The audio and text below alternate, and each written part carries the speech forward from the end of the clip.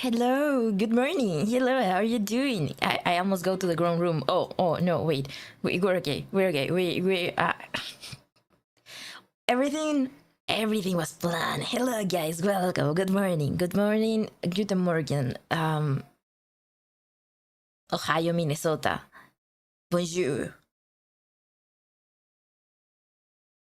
I don't know more language. Buenos dias. Hello everyone, hello, how are you doing? Hello, welcome, Jaguaba, welcome, Amani.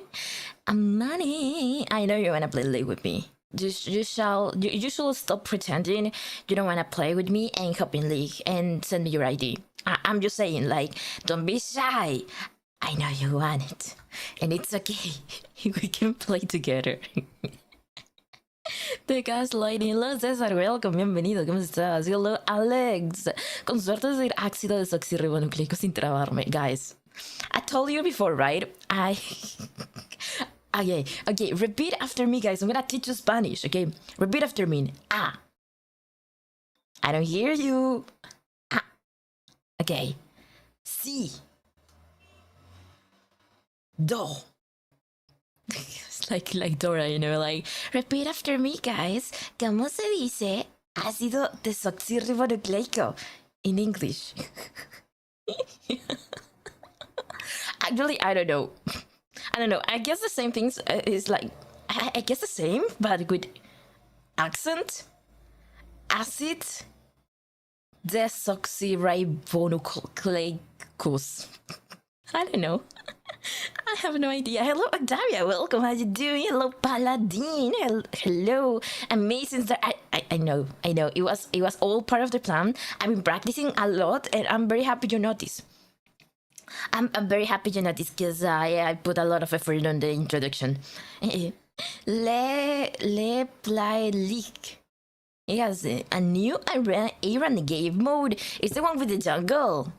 I think it has been for some weeks now, right? The Aaron with jungle that is about just killing everybody, right? And it has like a little bar at the top, and the more you kill, the more, I don't know, points you have. I have no idea how it works, but I know it has a jungle. No, they mix arena mode into Aaron. Wait, guys, are we playing League? Are we actually playing? I wanted to do some guys. Actually, today I did want to do some art, but now you're tempting me to play League. Like, it wasn't something that I wanted. You are tempting me to play League, so you can say it's your fault. You're basically begging me to play League. It's not that I want to. It's not that I'm opening League right now because I want to. It's because you are forcing, you're manipulating me to play League. I definitely don't want to play League. I will never choose to play League out of my own will. But now that you mention, now that you mentioned it.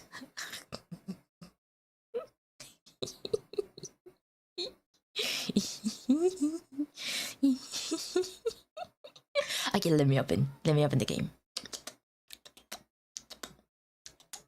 Let me open the game.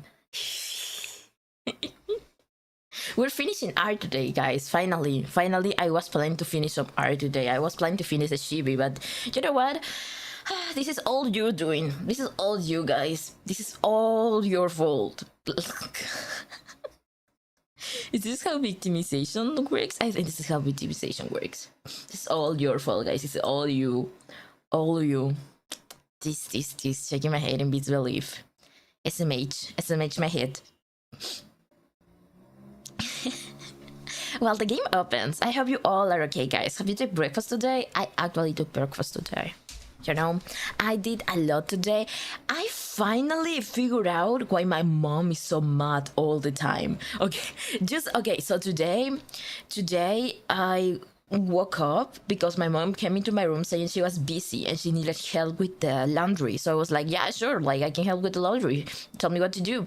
What do you need me to do? And she was like, just take care of it. And I was like, oh, okay, I can do that. I can take care of the laundry, don't worry. So I woke up and I cleaned my room. I did my little skincare, my little routine, my morning routine. And it was kind of early. It was like 8 in the morning, right? So I did the laundry, I did the stuff. And I knew she didn't take breakfast because my mom has this very bad habit that I do not like. I do not care about it, but it's a bad habit. When she eats, she doesn't do the dishes.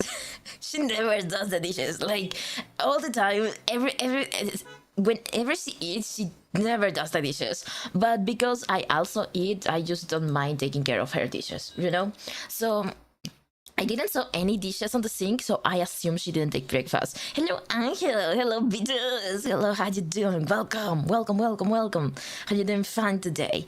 So, anyways, I knew he didn't take breakfast. She didn't take breakfast at all, so I made her a little bit of coffee, and I went into her room, and I heard the conversation she had with her team. So for a little bit of context, I actually don't know what my mom does as a job. I exactly don't know how it's called, and I exactly don't know what she does. But what I know is that she's in charge of a team. She's like team leader, and she basically has to babysit everyone and make sure like everyone does what they're supposed to do and be able to deliver what they're supposed to deliver. She works in the legal department of a team or something, right? She's basically the babysitter. And I didn't know it was that bad because in my mind, they're all adults. They can, do their jobs, the jobs they're being paid for doing.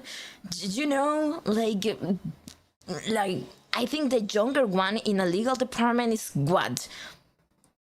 28, because the guys, studying law and everything, it's like medicine. It takes a lot of years to specialize on something. So I'm assuming the youngest of them all is like 25, 20 something, right? Not even early 20s. They're in the late 20s, okay? They're adults. They're full grown ups, okay?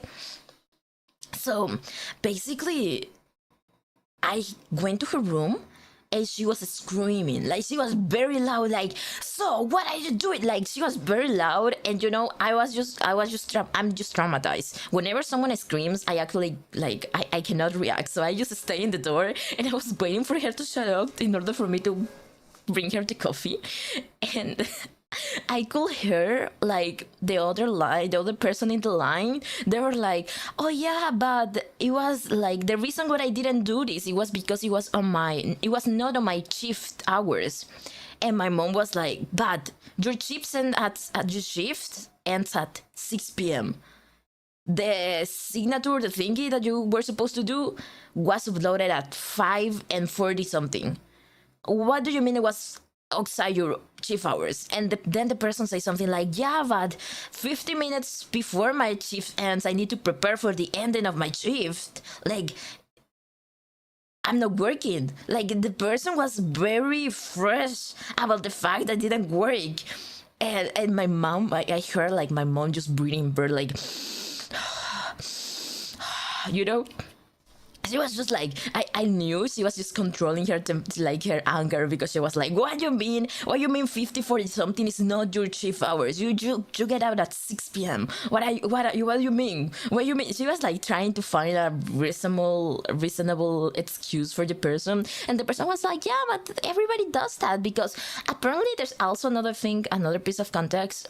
There's some people that is allowed to work from home, and there's another people that goes to the office happily, because the office is a little afar, and my mom is a good employee. Her boss allow her to just work from home, okay, because she can do the job from home, and then that's why she has to move out. Because also, guys, as you may know, my mom has that kind of jobs that they send her everywhere. Every year she's sent to a different location, or every 6 months, I don't know. So most of my life, I haven't been living with her because she just keeps traveling. And for I don't know, comfortable reasons. I have no idea. She's not getting out the house this year. Save me, save me. I need help. Send help.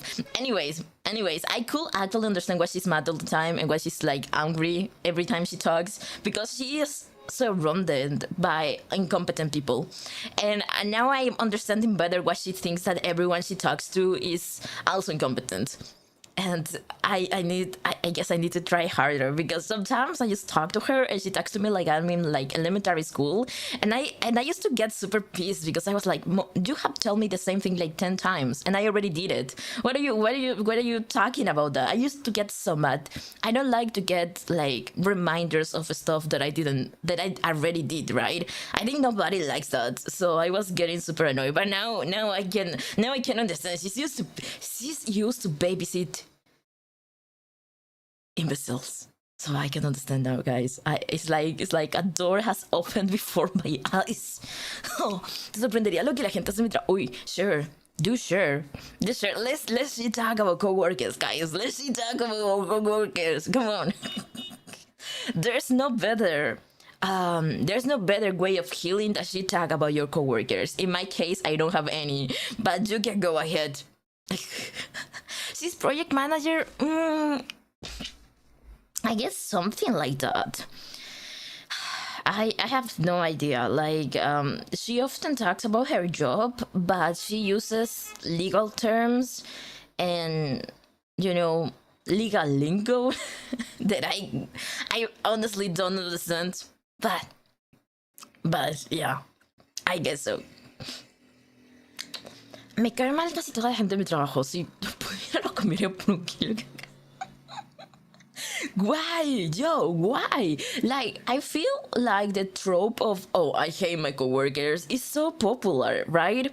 I mean, I'm talking from my unemployed privilege, I never have worked in a team of people for so long, I know you maybe hate your coworkers because you've been working with them for years. I have never been in a team of people for more than 6 months. That's my top. So maybe I'm taking from my privilege, but are you supposed to just do your job? I mean, if I will get paid for doing something every month, I will just do it. Like I'm getting money, dude. Like, I don't know, but I also understand that some people is not used to work. Like I have, for example, and I don't want to talk about this person because they're really nice, but they were raised to not work at all, and I don't wanna sound resentful because I'm not, and I don't want that to be misunderstood. But for example, I had this friend that this person's parents were like, I don't know if they were rich, but they were economically privileged, okay? And growing up, I do remember while everyone else of us used to get jobs at cafeterias or like cleaning or like assistant of janitors or stuff like that, to get something of money, they never had to work at all along, like, I don't know, their high school years or like even university. They never had to work at all, and which is amazing because that will let them just worry about their studies. But then there was like the time when he had to work and he didn't work and he never worked. And I do remember whenever we had to do like team groups and we had to like make a team with him, nobody wanted him because he didn't work at all. Like, it's not that he didn't work, he was very incompetent at working. Like, even if you told him like you have to do this, I don't know, a summary of this thing, he will do it very wrong. Like, I think that people needs to be prepared for working. Maybe, I don't know, maybe a subject on a school that will prepare you to do something. I have no idea. But I also, for example, the other day I saw this video. Guys, I'm gonna share this video. It was a very interesting video. Okay. Why will I hate my coworkers? We are quite literally in the same somewhat shitty position. I mean, I guess it depends how shitty their person is, right? Esa respiración que dice, Dios, dame paciencia porque se me esfuerza la madre. Exactly. She was my mother, guys. Latino moms. Oh my god, what happened to the chat? What happened to the chat? Okay, I'm gonna ignore that. I'm gonna ignore that what just happened to my chat. I'm just gonna look away. So, you know, Latino moms, they're very, very physically passionate. Okay, so I knew that if my mom was near to that guy, she probably just like punch him. I mean, maybe not, because they're co-workers, right? And she knows boundaries, but you know what I mean. She was really mad. Luego te cuento el chisme en Twitter. Okay, yeah. Just tag me on Twitter, chisme. I have my coworkers because they turned 15-minute to 2-hour long. A waste of time. Dude, that sucks. You know, that person that's always like, you're almost ending the meeting and there's this one person that say, okay, one more than like freaking Hamilton to shut the hell up.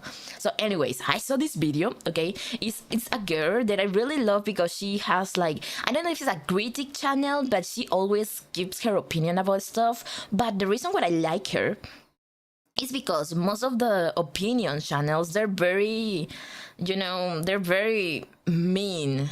You know, they always take sides and they always are like, you're wrong because you're wrong. And they just start shit talking about the person. That's why I don't like opinion channel. But this girl is like very human, very empathetic, and she gives her opinion based on her experience. And I don't know, I just, maybe I can share it to the Discord later. But anyway, she had this video about, I forgot the topic. Wait. Okay, so the video was about these TikToks about husbands being mean to their wives. So, for example, there was this TikTok about a woman making an unboxing from the lunch that his husband sent to her, because she was a teacher. Okay, context, she was a teacher and she forgot to make her own lunch because I don't know, time or whatever, right? So she asked her husband, hey, can you make lunch for me because I forgot it today? So imagine, just trying to empathize a little, like imagine you are a teacher, you are talking all day to children, you're very exhausted, you're tired, you throw hers and everything, and you just want a nice meal to get through the day. And then, you know what she showed in her unboxing? It was literally half-eaten chips, half-eaten cookies. Everything was bad packed, like it was dirty because all the crumbles were everywhere, and at the end the only thing that was properly sipped was dog food. The husband sent her dog food, and then she said, can you buy more dog food later in your way back, because that, like, we don't have more, this is the last dog food we have. And you know, I don't know what your kind of humor is, but if my husband sends me dog food while I'm working my ass off, and the only thing I asked was a meal, I will have no husband anymore, and not because I got a divorce. That guy will be fucking dead. Okay? So anyways, they were always talking, and she mentioned this interesting topic about force, or like incompetence, but on purpose. It's when people, I don't know how to call it in English, I don't know if it has a name. Bobine, I trust you to tell me the name, you know about this kind of stuff. So basically it's when a person pretends to do something bad, so they will not be asked to do that task ever again, because he's just a guy, he cannot do that. God blame the woman who forced their husband to go into the kitchen, because we know that men are not supposed to be there. You know what I mean? So the guy is gonna purposely do the task wrong, so you know that you cannot ask him to do that again, because he's just a guy. You know, that's basically the thing, and it makes me so mad. And I know people does that at job all the time. Malicious compliance, I have no idea, but I will trust you and I will call it like that. Are you implying something on Bobine? Bobine works in that kind of stuff. He knows that they know the terms, right? Right? Or maybe I'm just calling out the wrong person. My bad. It's my favorite form of protest. I guess it's a good form of protest, but also it's really annoying, especially when you're supposed to do the job. I do remember in school there was this guy that never did anything in group projects. Anything. you will ask him to like, okay, if you're not gonna do the research, then at least do the freaking, I don't know. We used to write in these big ass papers. It were like long papers. We call it papelotes. I don't know how to call it in English. Like long papers where you wrote with a pen, like a mental map or whatever about what you were presenting, and that's like, it was only writing a summary, right? He will do it so wrong with such as like ugly ass hand letter that you'll have to take the things and do it yourself.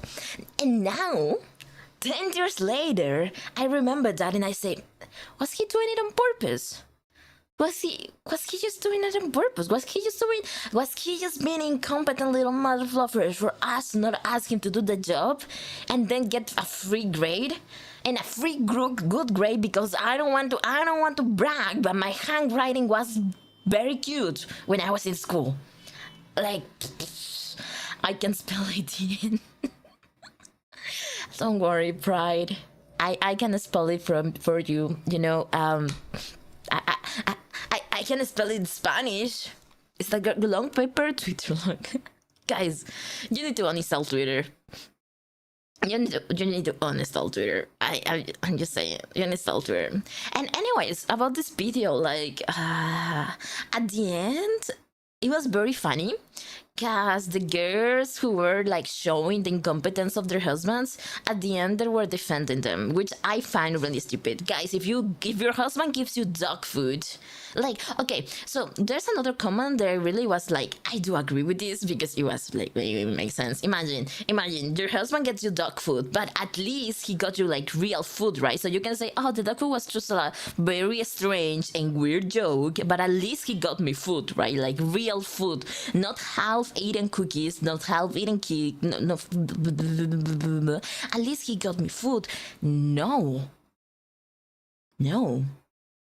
he only got her dog food. Guys, you need to raise your standards.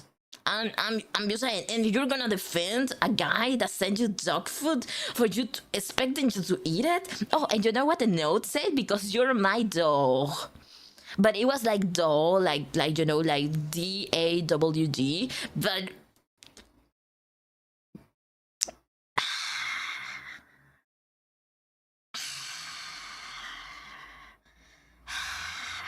maybe I just have expectations of men. Let me ban the bot. How do I ban the bot? Get the fuck out of here. How do I ban you? How do I ban someone? No, wait, I know how to do that. What is the difference between expel? I guess this is the one, right? Yeah. Get banned, bitch. Yesterday I went to Manzana's house, and oh guys, yesterday I went to Manzana's house. Yesterday I went to Pepper Manzana. Okay, so first I went to Pepper's house, and then we went to Manzana's house, and we ate Mackey's together, and we were talking about relationships, right, for a little, and I was talking like. Okay, Lisa, calla mierda. Okay, so. I went to eat with Manzanas and Pepper, right? We went to eat, and we were talking about relationships, and I was talking about my standards, and then Pepper looked at me and he was like, I know you want to pretend you're joking, but I know you're not joking. And you know what I say? Like, my humbly little standard is a guy that has a job and earns money and has ambitions in his life, and he goes to the gym and takes care of himself. He has a career. And he's nice and handsome. That's my humble standard, okay? I just want a guy. The funny thing, Manzana's standard was like, be a girl and exist optional. And the people look at me like people look at me with very judgy eyes. You know, he just look at me and say, I know you try to make it a joke, but I know you're serious. And then I was thinking, like, maybe I'm serious, okay, guys? My excuse is that I've been through so much bullshit, guys, and so do you, guys.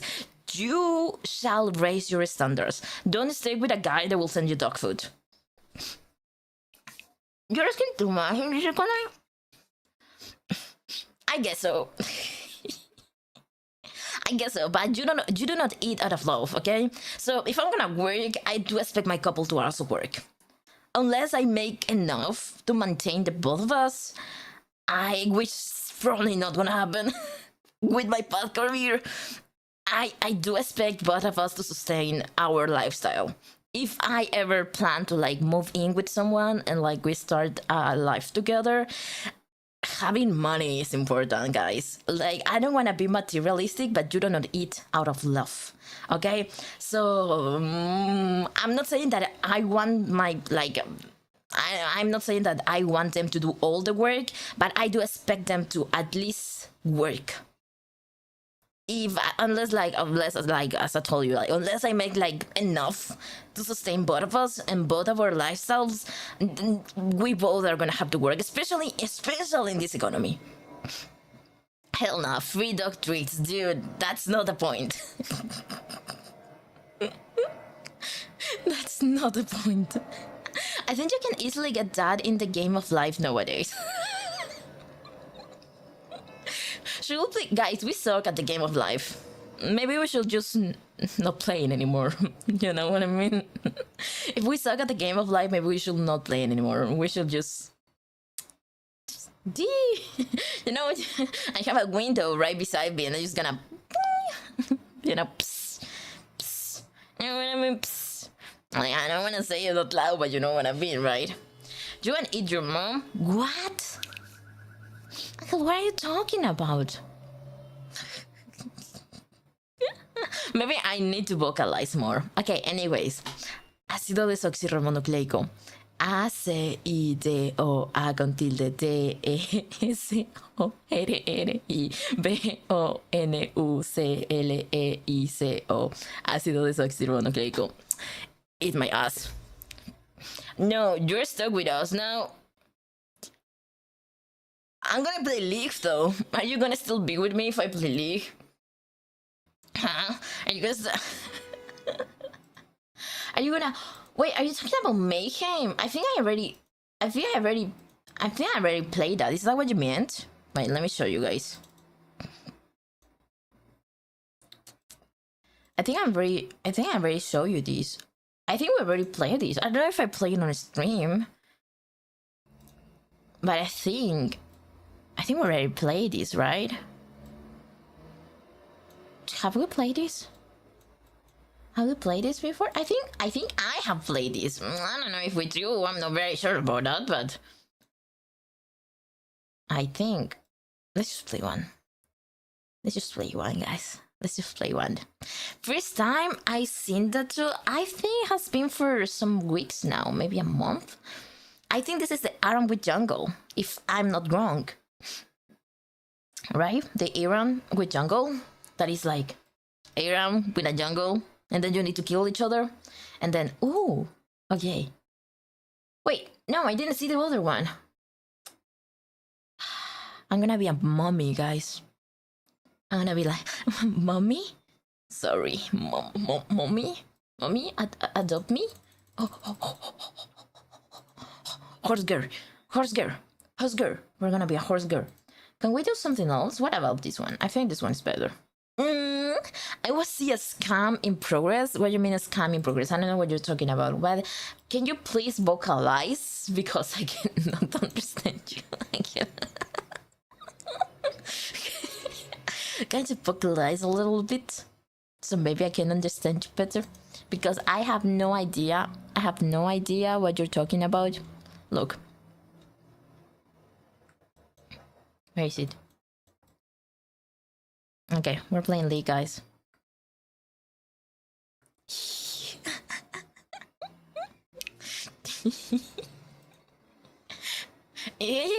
Reporting channel? Why? What did I do to you? I don't know what you're talking about. What did I do to you? What did I ever do to you? Whatever have I done to you? Reporting channel clip by ARTING say the title. Okay, if you were here since the beginning, like everybody else, you will know that I was planning to do art. You guys and I'm pointing at you and I'm looking at you guys, parentheses, derogative parentheses. You guys convinced me to play League. Okay? Okay? You guys, it's your fault. Oh. Okay. Let's see. Get excited, guys. Let's get excited. Get excited. It's a takedown, so that's all it's in the eyes, but heroes on the side. Oh, that's on me, running in the night, very nice try. I'm gonna open your eyes, I'm gonna open your eyes. When I get inside, it's a scam, bro. Shut the hell up. Oh, there's something here. Was someone in here, or it was just like, it was just a wall? I think it was just a wall. It was just a wall. Is this like Aram, right? But this is not the Aram with jungle. I think that I confused the game modes. I don't think this is the Aram with jungle. Bro, America.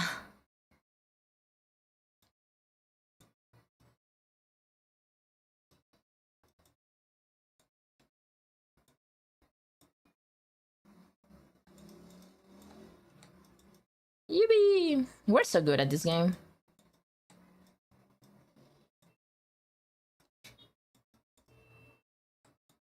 Oh.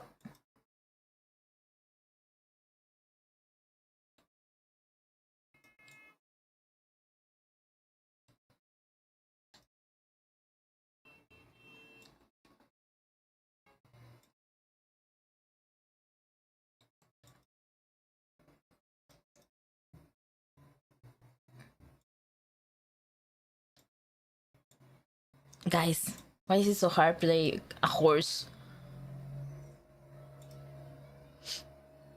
I know that. Okay, so if we get a speed every time we die, oh god. Oh god. If we get a speed every time, no, every time we kill someone, I guess. But does it count when we get the kill, or? Yo, can Mel reflect my freaking ball? Yo, that can't be so stupid. When I am normal game, I really hate having to play against a male, because it's really it's so dumb.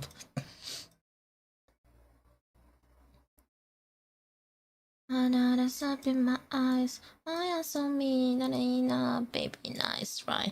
I'm gonna open this eyes. I'm gonna open my eyes. Guess I see your real face, and it's ugly as sin. Oh.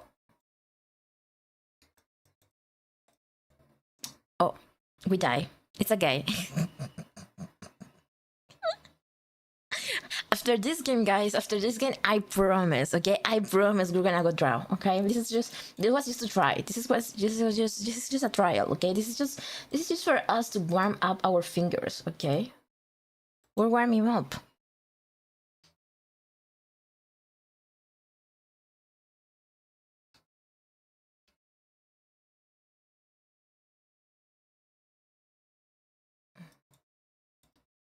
Oh god.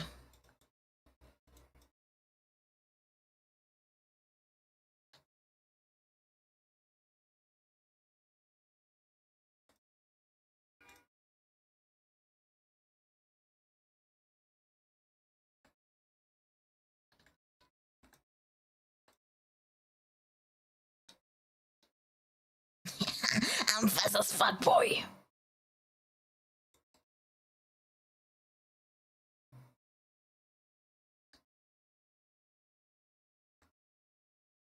Oh, okay. I'm not as fast as fuck, boy. That's that.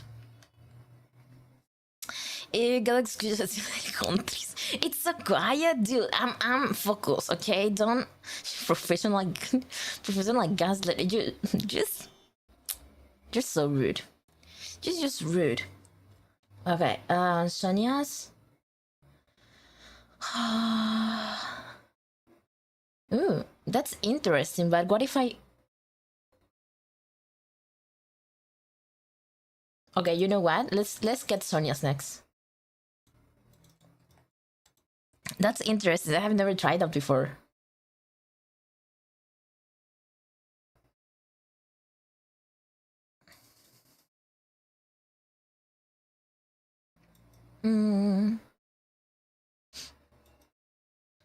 Baby, nice try. I'm gonna open my eyes.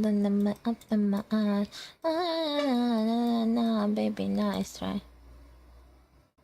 And I see a real face. Oh no, they're just gonna die.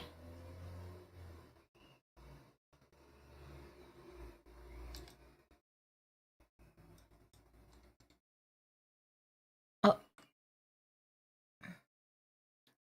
Oh, I do. But I cannot go inside. I think if I go in, I'm just gonna die.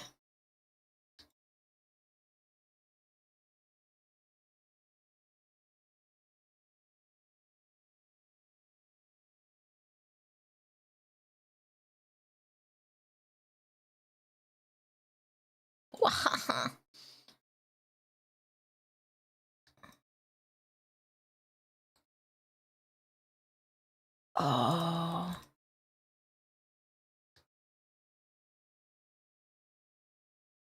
Oh. Holy yo, that champ, I hate that champ. You think if I wait the 60 seconds I will be able to get the seekers? Because I really want to try the Sonia thingy. And I think it works. It works on the thingy, right? So we can do the time stop thingy. Do you think it will work? You think I'll have the money? How many money do I need for that? 100. Should I just wait? Should I just wait for it? I get it's fast, right? So we're just gonna wait for it. Wait. Does Nia lead just Joe? Shut up.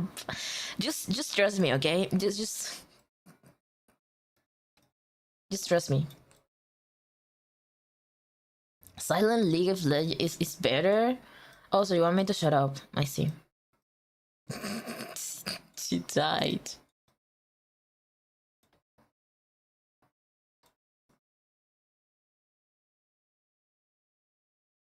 Oh, yeah, come here, little bitch.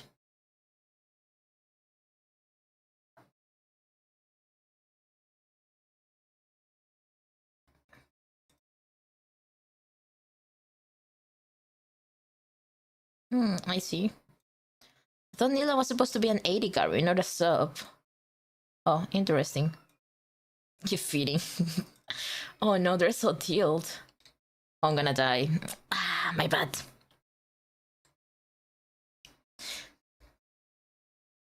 What are they mad? They're mad in an ARAM. Guys, they're mad in an ARAM. That's insane. I forgot I had the Sonia thingy, my bad.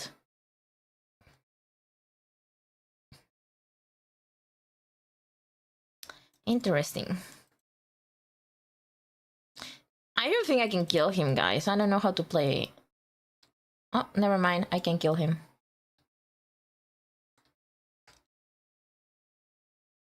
I'm gonna die.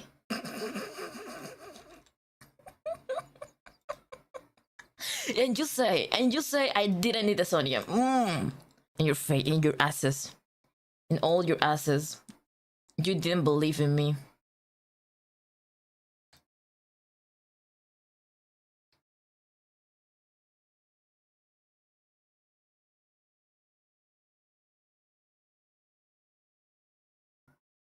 I'm gonna fit the little thingy. Yeah. And now I need the real one. Damn. I cannot go in. I'm too low HP. I think if I go in, I'm just gonna die. I'm just gonna poke from afar. I'm just gonna charge.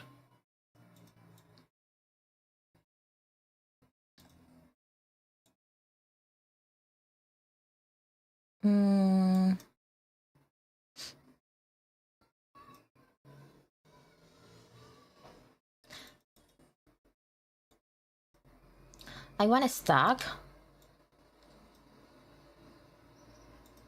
Oh.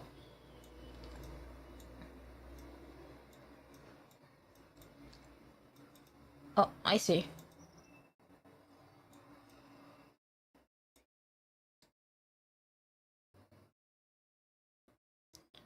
Weepoo. Oh.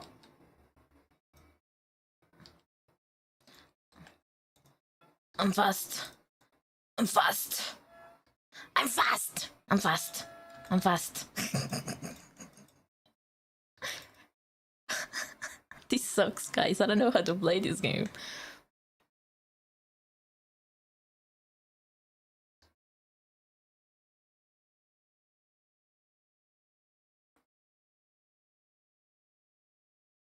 I need to die, but I don't want to die to a champion.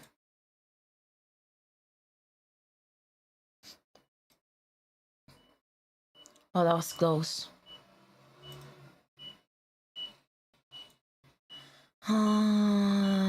3 seconds. I mean, I could press R, but they're all alive. I think if I place R and I'm go in, I'm just gonna die.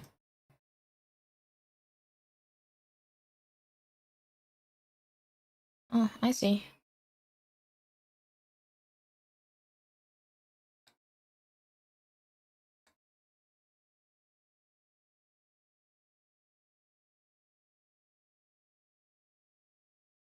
How?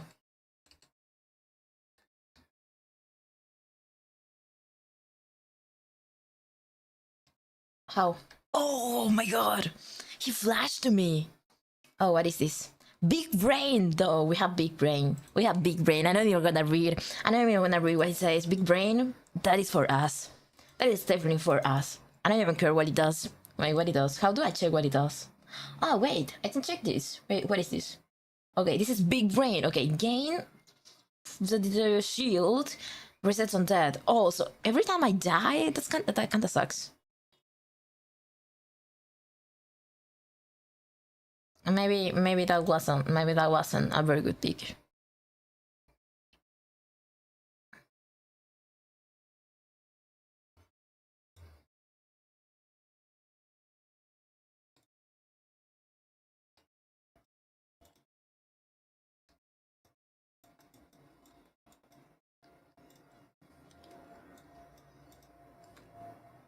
Oh, she wants me. Why is he coming for me?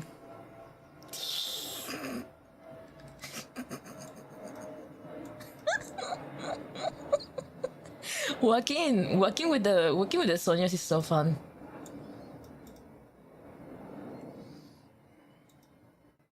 Ah, come here. Come for me a little bit.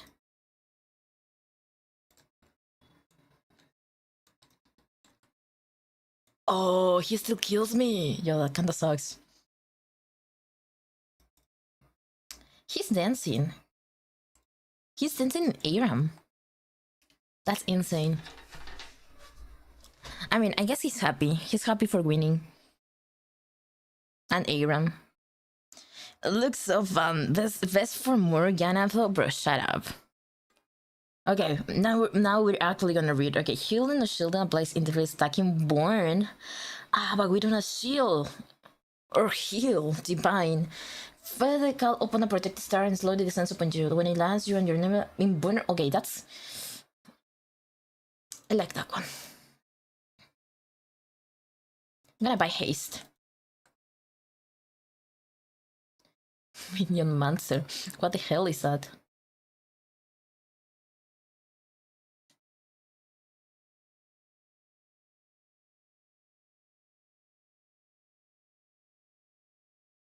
Oh, okay. What is this? They're so big. I don't wanna go in.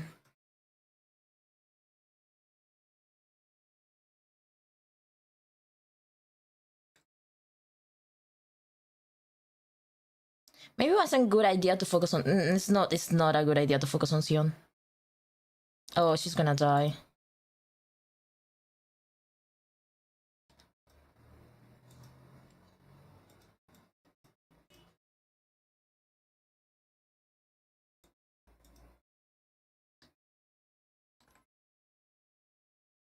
Oh, I wanted to use the star, but the star it gone so sweet.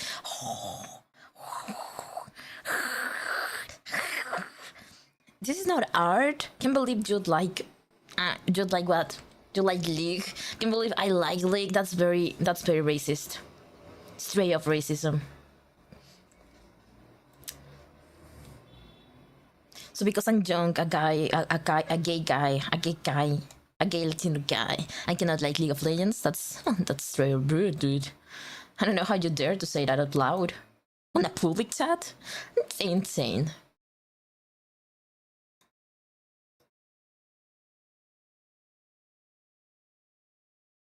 I don't think you're ready for the playdown. It's a takedown.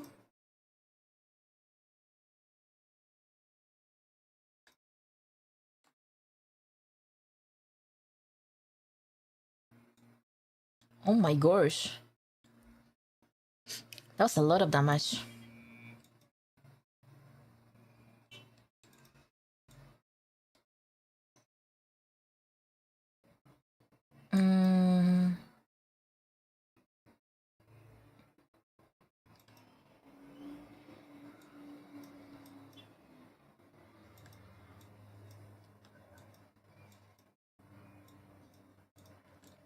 Oh, I'm gonna die.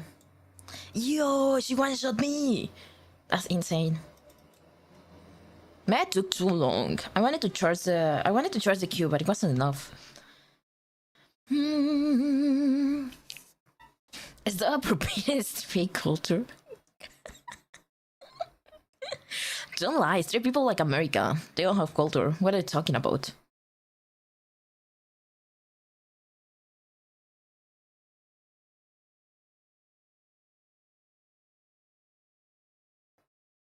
Yo, they're getting mad on Iram. That's insane. You're not watching the chat. I'm so happy I put my head here so you cannot read the chat. It's insane.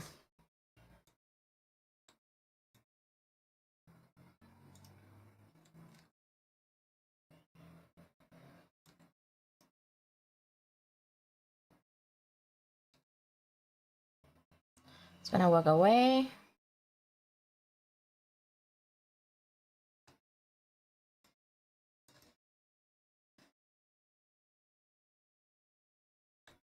Oh my gosh. It's gonna run.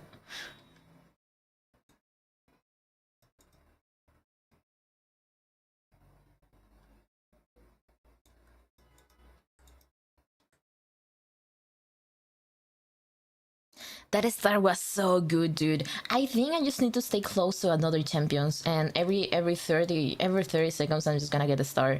You see?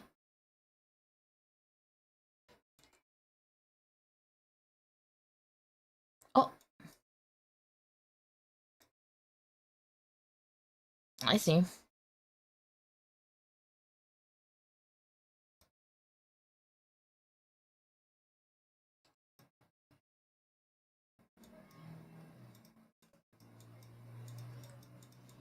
I need more haste. Maybe with Horizon, I'm gonna be able to have more haste. Oh.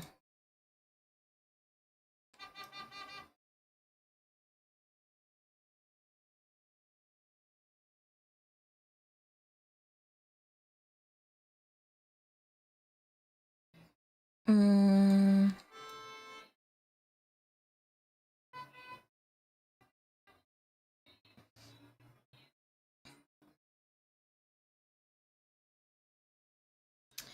Um. Yeah.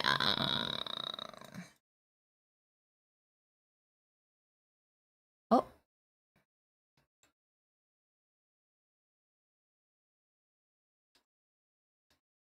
Oh, I miscalculated star. I thought I was getting the star right now. Yeah, that kind of sucks. How do I know how many? How do I know? How do I know when the star is gonna get to me? Do you have to just count? I've been trying to count the seconds, guys. I've been trying to count the seconds, but I'm very bad at mathematics.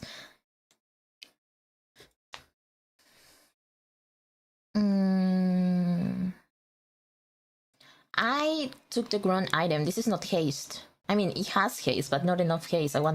It's this one. This is the one I wanted. Oh man, dude. Well, just gonna get this. Yeah, it's a thing. Na, na, na, na, na, na, na, na.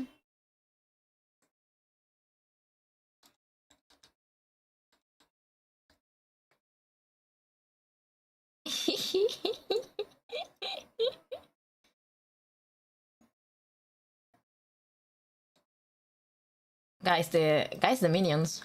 Guys, the minions. Oh well, never mind then. Yo, he bonked me. Okay, that was good. They're flamming each other so bad. Okay, guys, we're gonna do art. This is enough. This is enough for today. This is enough. This is enough. Yo, the Hue skin is kinda hot. That is kinda hot, not gonna lie. The John skin, why is it so hot? What is he not showing me his boobs? I think I know why we didn't win. We didn't win because I was too distracted watching those boobs. That may be it. That may be the case. Have fun with the wacky augments. Yo, shut the hell up. You should understand. It's geniusity, okay? I don't expect you to get it.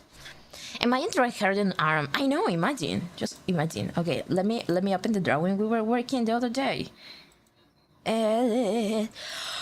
Very screen to you. Nice. Nice. Also, no audio, by the way, in case you didn't know. Yo! I didn't know. Why didn't you let me know? You're so rude to me.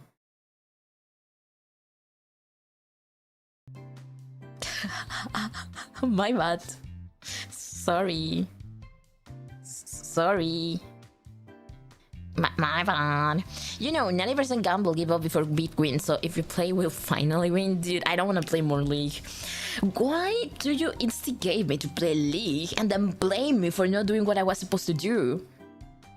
You are literally the ones who are like, are you manipulating me? Is this gaslighting? Are you emotionally manipulating me right now? How dare you?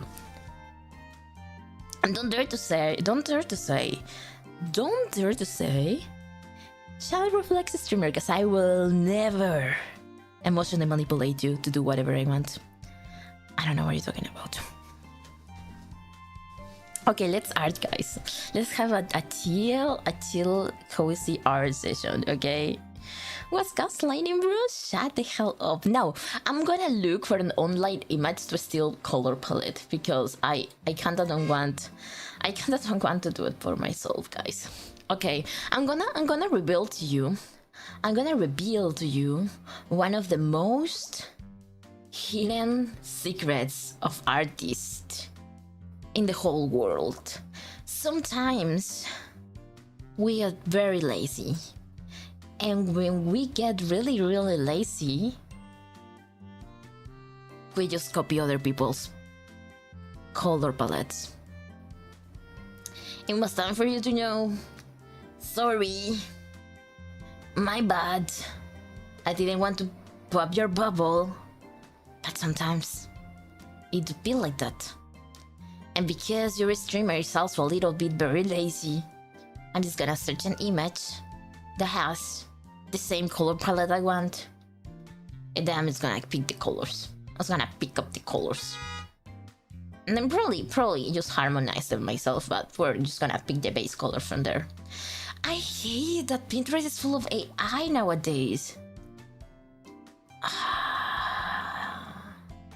I've been trying to train my Pinterest to not show me AI, but sometimes I'm very bad at recognizing AI too. So unless it's very, very obvious, you know, like unless it has like 3 fingers or like, I don't know, one eye that doesn't look like the other, or little details, for example, hair details that don't make sense. You know, unless it's like that, I'm not gonna notice. And that kinda sucks. Because they even sign it. You know, they even sign it like they did it from themselves, but they didn't do it by themselves, which sucks. Didn't they implement the AI thingy? I mean, they still have AI. I mean, from what I'm seeing right now. because there's very obvious AI, and there's like not very that obvious AI. And I'm watching the very obvious AI, and they don't have any like AI thingy on the name, so maybe I'm just being paranoid. Okay, let me search for a pink. I need pink and green. We need pink and green. But I see combinations that I quite don't like. Pink and green should be easy though, because they're complementary. But God, let me see. Oh, I like this pink. Wait, this pink is cute. Okay, I like this pink. I'm just gonna copy and paste this pink. I like this one.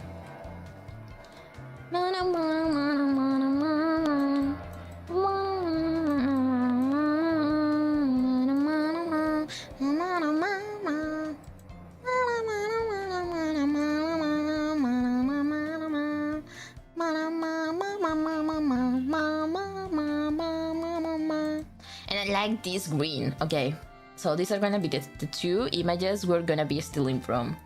So I don't know who the artist is, so you know, it's all I don't know, all ownership to the artist who made this. I'm just gonna steal your colors. They're very cute. I'm so sorry for that. I do apologize. I do not deserve you. Wait, where's the image?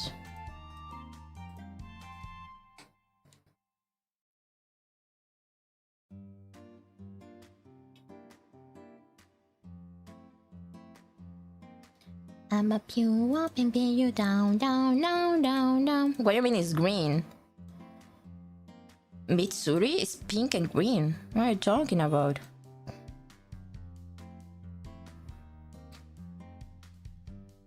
Okay, that's enough. I mean, unless I'm getting daltonic, this is green. This is pink and this is green. I have a cousin that is actually daltonic. I used to make fun of him because he wasn't able to recognize colors, and then I was told that he was daltonic, and then I felt really bad because I was bullying him for not being able to recognize colors. I just thought he was dumb. I mean, in my defense, it wasn't my fault. I didn't get informed that he actually was physically unable to recognize colors.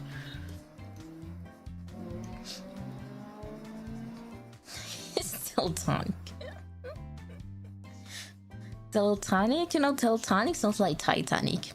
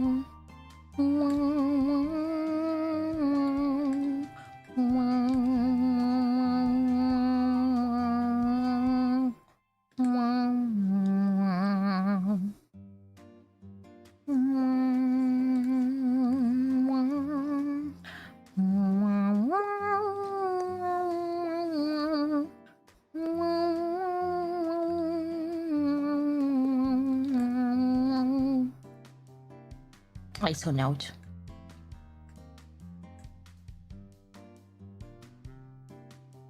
Now that I remember, I don't remember. I mean, I know what the Titanic is about, but I think it has been so long since I watched it that I quite don't remember what is it about.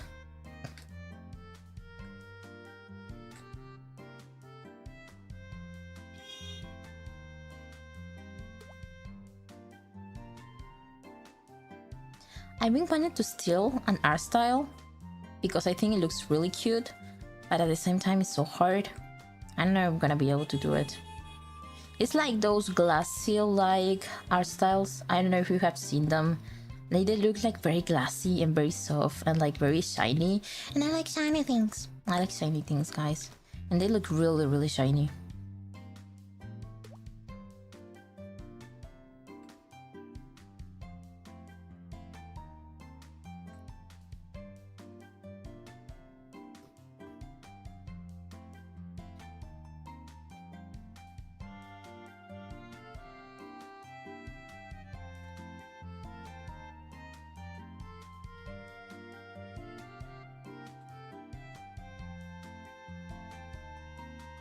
LMAO. Lamau. Lamau. I remember also I used to say Lamau. And a friend used to mock me because he never in his life heard someone say Lamau out loud. And I felt so embarrassed, guys, because I thought that was people used to do that, like Lamau, like just say it out loud because that's how it sounds, like not LMAO, but just Lamau, you know, it's like the lazy version.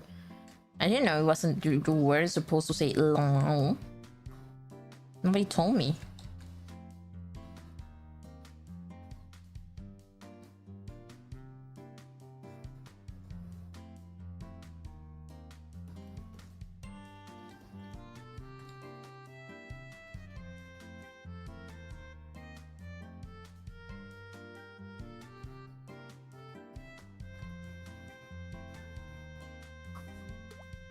Lemon. Exactly, lemon.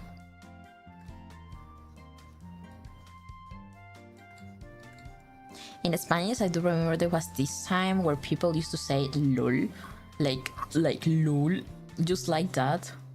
So instead of just laughing, there was a lol. Yo, it was so stupid. I used to get so mad at that because I was like, why are you doing that to me? It sounds so ass. It doesn't sound cool. It sounds like you don't know how to laugh. And you know, maybe that was the case. Maybe I was just being racist to people that didn't know how to laugh.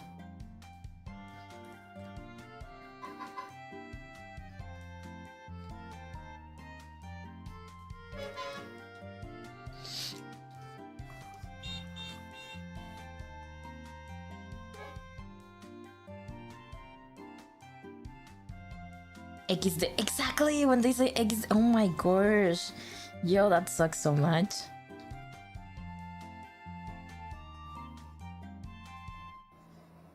I mean, I understand where you're coming from, but please don't do it anymore. I can't stand it.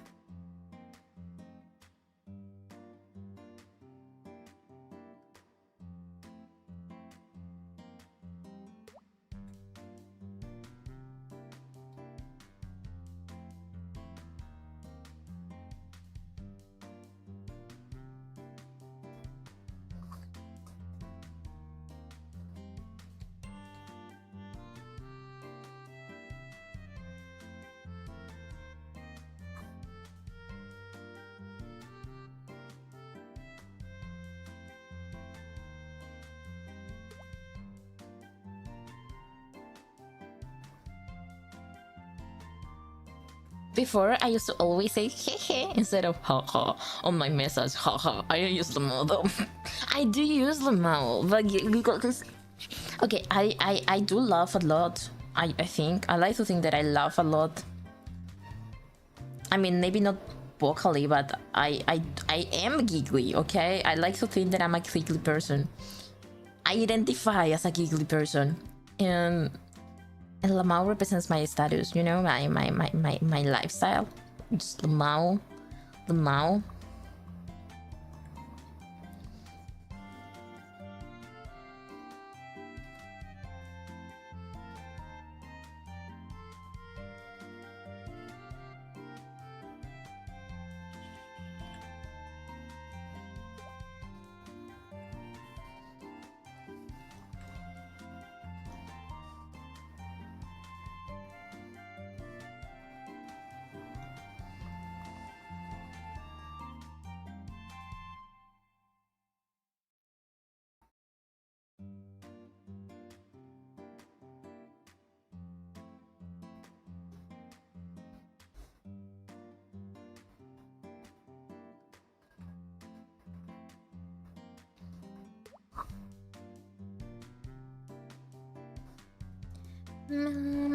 I forgot she has socks.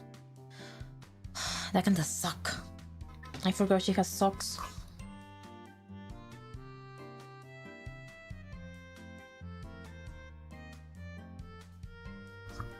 I forgot he has socks. What do we do now? Well, I guess I'm just gonna draw over it.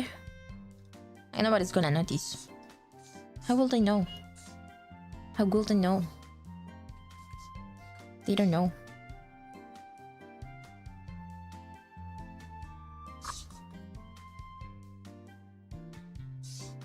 How will they know?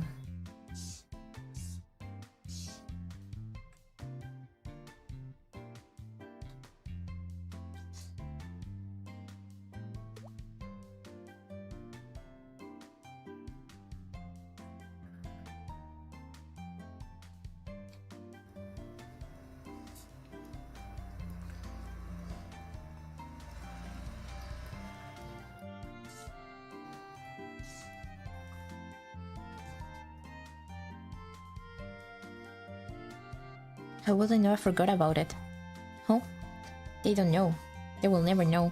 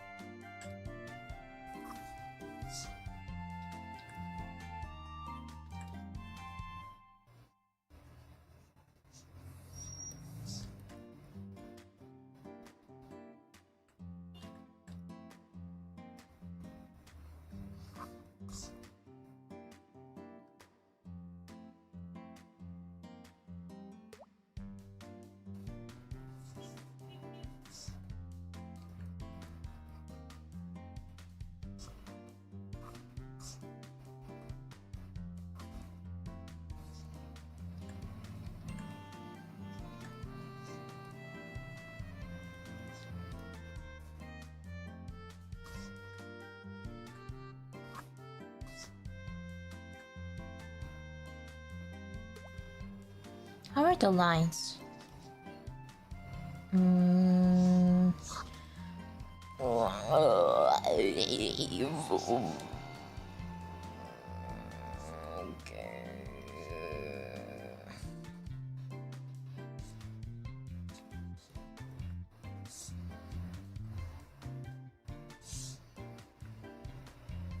I wanna play League again. This is what you call addiction.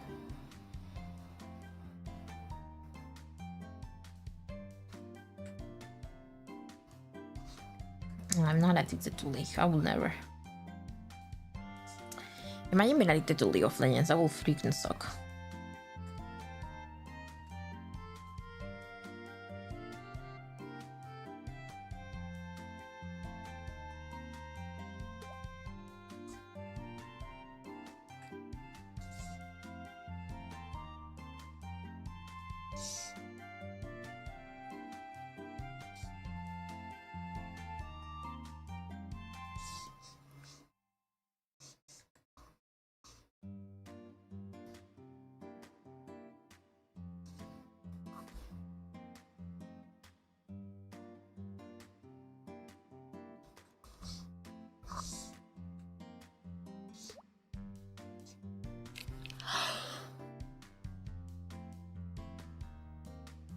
Oh god, my leg. You know what I also hate? And I'm pointing at you, chat. 2 points W. I mean, I do not hate, but in Spanish, that kind of emojis is directly related to one kind of person. And it's not a very kind, like, it's not a very good kind of person, you know. It's actually a person that is, you know, kind of like, so I don't know if you have ever met like this kind of guy that is like,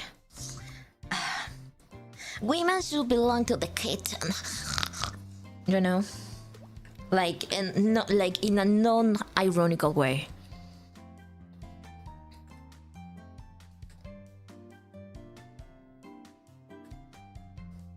He hates such a...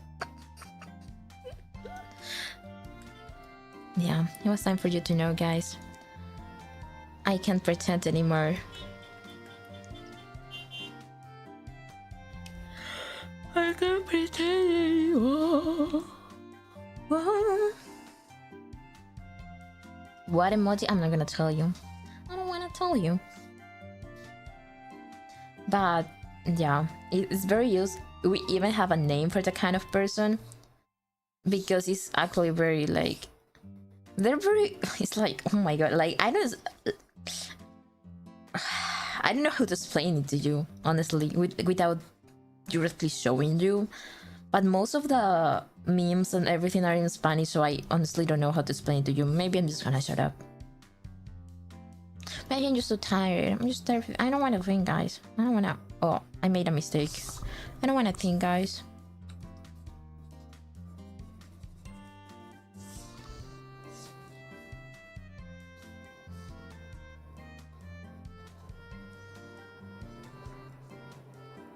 In fact, I will tell you the story of my favorite saga. What do you think? So the saga is now the saga name is called The Giver. Okay, it's one of the best stories that, well, it's not actually the story sucks, but you know, that's what it makes it beautiful. So basically, okay, there's 4 books, and the thing when I read these books, I was really confused because 3 or 4 books talk about very different people and very different stories. But in the middle of the second one and at the almost middle slash end of the third one, you start noticing patterns. You're gonna say, wait a minute, I know these characters. These characters are the characters you showed me in the first book and the second book, and then you see that all the characters are involved in some kind of way almost at the end, and that's what it makes it beautiful. I think it's genius. Okay, I think it's genius. So basically, the story starts with Thomas. Okay, we live in this very utopic society where everyone is supposed to do something with their lives, helping the society they're living. Depending on their talents and the stuff they do, they're chosen to be part of something, you know. And there's literally a job that is called breeders, where women, specifically women, are used to breed people, like more humans. But they are not allowed to stay with the child, because basically one thing about this society is that, for example, you get married to someone, and also that the person you get married to is not someone you choose. So if you want to get married to someone, you go to the, I don't know, the leaders of something, and you request getting married. So what they're gonna do is search for someone compatible with you, like make a match, and then you're not even gonna meet that person until marriage. Okay. And after marriage, if you want to have a child, you also do the same petition, like, hey, like we're gonna have a child, like we have jobs, we can sustain the child, blah blah blah. They're gonna evaluate that, and basing on that, they're gonna say, okay, you know what, sure, you're both qualified to have children. So they're gonna go to the breeders, like, I don't know, the group or whatever, and they're gonna take the child that are in production, because children are like production, you know, they're just mass produced. So they're gonna choose a child that fits into your family. For example, if your family is very outgoing, that likes nature, and that, for example, you both explorers of farming, they're gonna choose a strong child that fits the physical requirements to, well, fit into your kind of family. Okay, so the child that you're gonna have is not actually yours, it's actually chosen for you, and it was born from somebody else. So basically, Thomas' father works as a nurse on the breeders thingy, right? So he's in charge to take care of the children that got born and everything, until they dispatch to their assigned family. Okay, for some reason there's this baby that is called Gabriel, that you're gonna call Gabe. Basically Gabriel is about to get, you know what I mean, he's about to get because he cries a lot and he does not fit any of the families that have requested a child. And because they have this mentality that if you're not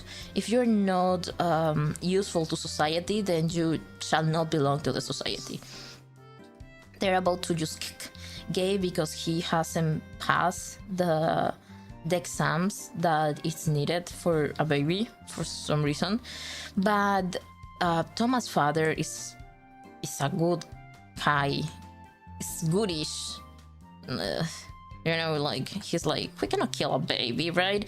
So he says, I'm gonna take it home and I'm gonna, because for some reason he only can fall asleep in Thomas' father's arms. So he's like, we're gonna take it home, and because he's also sick, right? We're gonna take it home, we're gonna take care of it, and then we're gonna see what happens. And anyways, he met Thomas, and there's also this festivity that is coming up, that basically when you turn, I think 16 or 12, I don't remember, certain age, is this big event where you're gonna get assigned the job that you're gonna do for life. So imagine there's festivities for, it was 12 meetings for, no, it was 9 years. Okay, this is referential ages because I don't remember. So let's put at 9 years old and at 16 years old. So basically this event for the 9 years old is when the little girls, because all the little girls are obligated at first to wear braids on their hair.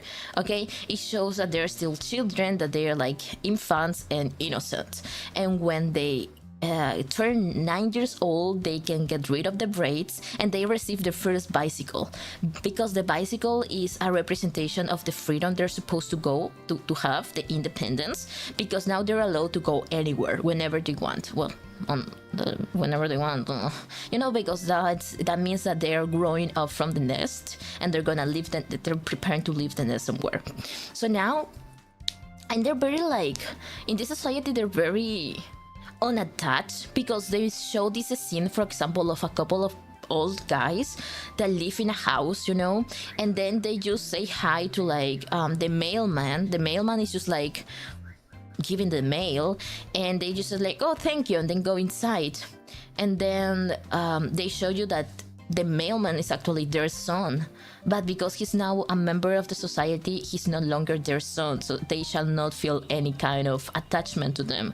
So the guys do not share any kind of love or care. They don't ask about their day. They don't even invite them anymore, because they are not related anymore. Their job was to raise them, and that's it. They raised it. He now has a job, so they have nothing to do to each other, and that's basically the kind of life. And then when they turn 70, they're also celebrated in this event, because they now are gonna be free. So this society is inside a big dome, and when you turn old, you are not useful to society anymore, so they let you go, under the premise that you're gonna now be able to see the world outside the dome. That is your reward for a long life of sacrifice and hard work. But what they do not tell them is that they actually kill them with a drug. They just get injected and they do not longer exist. So they tell all the community that the old ones are gonna be free, but they're actually getting killed. Stealing government property, naughty. Yeah. So anyways, Thomas has always like see something weird in this kind of way of behaving, because he actually loves his parents, but they don't know the concept of love, because even the word love is very ambiguous to them. Like they are like, what do you mean by love? Like love is so like, we don't use that word, and they instead use I care for you and stuff like that. Anyways, the band is really close, and they're very excited because it's a big event or whatever. Thomas has a friend that gets picked to be one of the nurses, because since she was a child, she always liked to take care of the old people. So she now gets picked to work at the geriatric. I don't know how to call it. She's gonna take care of old people basically, because she show like that she likes it and she does a very good job. So she gets picked, and that's gonna be her job for all life. And because that's something to be celebrated, everyone gets excited. Anyways, Thomas' turn arrives, and they skip Thomas, and everyone notices they skip Thomas, because and that can only mean one thing: you are not useful for anything. Okay. And that also means that you have no use for society, and you're gonna be expelled from society. And everyone is very nervous, especially Thomas, because Thomas is like, oh, holy shit, I'm gonna die, right? And I'm gonna put this here. Okay. And there's another thing, piece of context. There's another thing. So the elder ones on the society, the society is ruled by a group of elder people that is like old guys. Basically, there's a matriarch and another guys that take care of every one of the ministers, you know, the geriatric one, the baby, the breeders, blah blah blah. Everyone has like a leader, and all of them are part of the council. So there's this one guy that is called the, I don't know how it's called in English because I read the books on the Spanish, so I'm just gonna use the translation. It's basically the giver, the memory giver, or something like that. So the memory giver is one of the most important, prestigious, known entities of the whole society, because they're in charge to prevent bad things to happen, because they own all the memories and all the story, like they have all the knowledge from the beginning of times.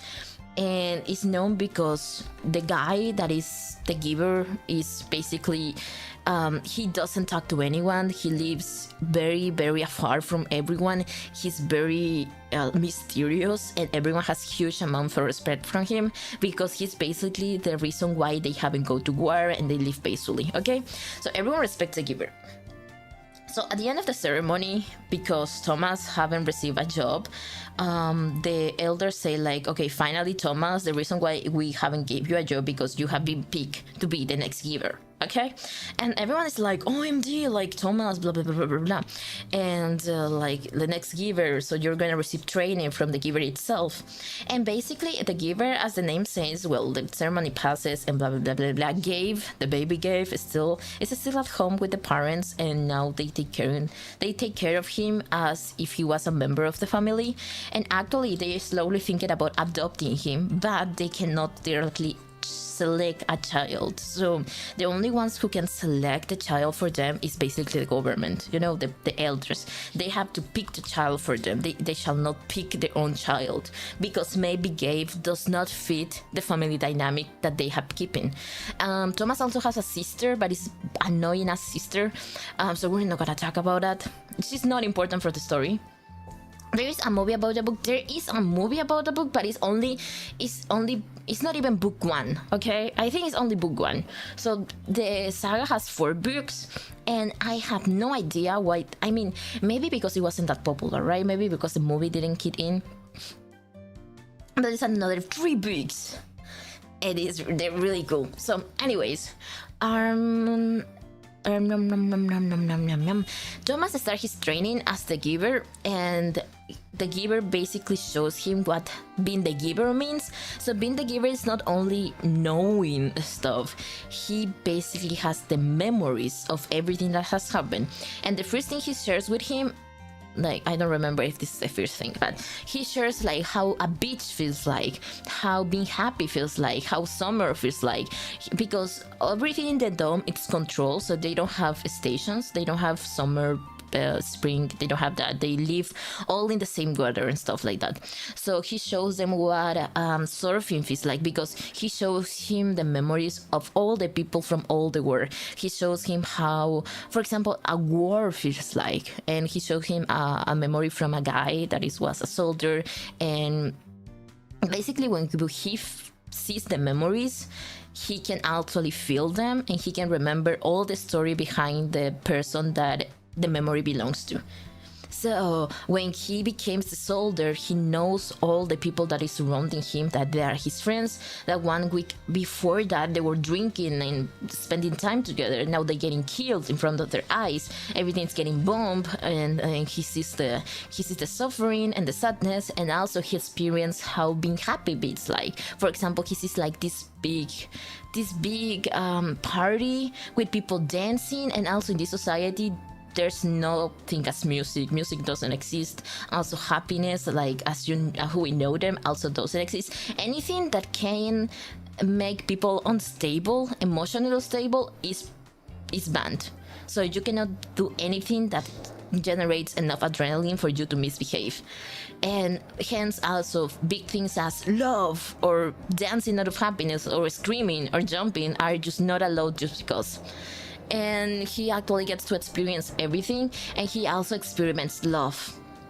So one day, for example, he goes to his parents and he asks him like, hey, so do you love me? And the parents are like, why do we love him? Like, that's very ambiguous.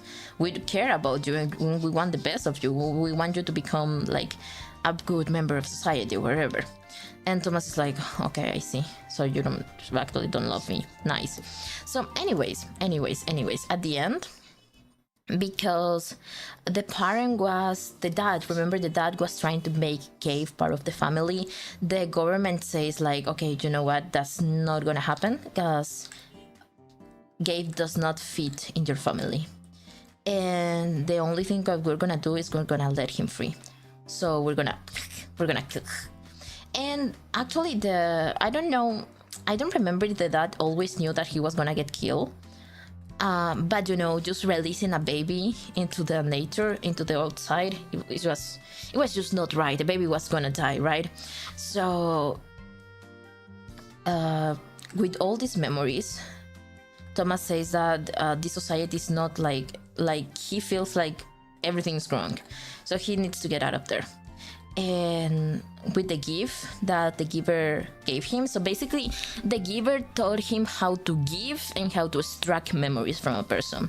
And the last thing the giver does is give him everything of his memories. Like, he gives everything to Thomas, and now Thomas, like, he managed to escape, with adrenaline, like help with the friend that was supposed to be a geriatric, and also the friend has like her own character development, because she notices that the old people is not getting freed but they're getting killed, and she's like having a moral argument with herself, like, okay, they aren't useful for society anyway, so it doesn't matter if we kill them, but at the same time, like, it's alive, and she's like, it doesn't matter, she's not important in this story. And basically Thomas managed to escape, and the first thing he does when he sees like a village after weeks of just like taking care of the child in the forest, in the exterior, just like surviving with lakes and stuff like that, he managed to get to this village when he sees like smoke and stuff, and he sees like a little, how do you call it, the little thing where you swim on, the thing with the table, snowboarding, the little wood thingy, I don't know how to call it. Like, he sees it and he's like, okay, we're gonna use that. And he basically takes Gabe to his fierce snowboarding experience, whatever. The guy is a baby, he's not even gonna remember. And that's the end of the first book. What do you think? And also, like, there's a very dramatic moment with all the characters, but I'm just gonna, I decide to avoid them because they're not as important as Gabe and Thomas. So basically the father also notices that everyone is getting killed, and at the end they show that the father refused to kill an old guy, and because of that he also gets killed or expelled. I didn't understand that, like, I don't remember, it has been years, maybe I need to reread the books to know what happened there. But basically that's it. Now, the second book. The second book goes around a girl that is called Nora, okay? So Nora, I don't know if he has another name in English, guys. Like, I know names changes or whatever, like, but anyways, that's the name. Methinks totalitarianism is bad. Yeah, it's very bad. I mean, you can use like the excuse that it depends how it's integrated, but it's just as communism, right? It just doesn't work. Haha, that's a joke, guys. Don't come after me. I don't know about politics. Anyways, the second book goes around Nora, okay? So Nora is a girl that is orphan, and she was basically adopted by one of the neighbors, but it's basically Cinderella's story, okay? This woman, the only thing she wanted is the property of her mother, because they live in this kind of communities, like it's like a town, you know, a little town, a little community where everyone is assigned one piece of land and they are supposed to construct their houses there. And the more lands you own, the more powerful you are. But because it's a small community and everyone is assigned one place, the only way for you to get more lands is to scam people, steal it, or just basically just rob it or take it for yourself by violence. And they also believe in creatures of the forest because there's this like enchanted forest, and they say that everyone who is there like is a witch. And anyways, they cannot approach the forest. They're so scared of the forest. So Nora has this little house where her mother was living with her, but her mother gets killed, well, sacrificed, because everyone thinks she's a witch, okay? And she gets tied to a stick in the middle of the, like, in the entrance of the forest, so the wolves can eat her. So she's basically like, her mom gets eaten alive just because everyone thinks she's a witch. Methinks I don't need 4 books to come to a conclusion. Okay, it's just not the 4 books come to like, it's talk the same. Okay, that's my point. Every book is a different story. Now we talk about Nora. Okay, Thomas already passed. Like, nobody cares about Thomas anymore. So that was about book 1. And you know, book 1 is the shortest one of the books. Okay, shut your ass up. So anyways, Nora's mom gets killed, and now she only has this land. But because she's a child, this girl, like this woman, because she's not even a girl, it's a full-grown woman. She's like, she wants the land because she wants to make like a sheep thingy, like a farming thingy, to get like more powerful, whatever, like with sheep. Something like that, because apparently sheep make you powerful because you were gonna be able to sell more wool, whatever. She wants the property where Nora lives in, but Nora says like, okay, this is my mother, you cannot do that. So they're like constantly fighting for that.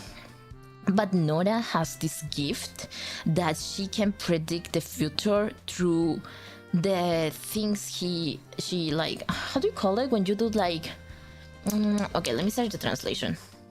I can do this, I'm a professional streamer. Translator, okay. With the things she sew, okay, sew. Is it sew? Is that how it's called? Sew. So. Okay, stitch. I think it's stitch. Sew up. Okay, you know, like she sew up. You understand? Like she makes things. Okay, and the things she makes, like the things she sew, is like predicts the future. Okay, in one of other way, right? So she at the beginning does not understand how to do, like how she does that. She doesn't believe, but along the story she noticed that the things she saw is the things that are gonna happen, no? So we're not gonna pay much attention to that. Anyways, she's in constant fight with the woman for the little house that she used to own with her mother. And along the story, she notices, like she finds out that the woman actually set up her mother to make her kill. And also what happened with his father is basically the same shit. Like he was accused to be working for the forest, and he got sacrificed to the wolves.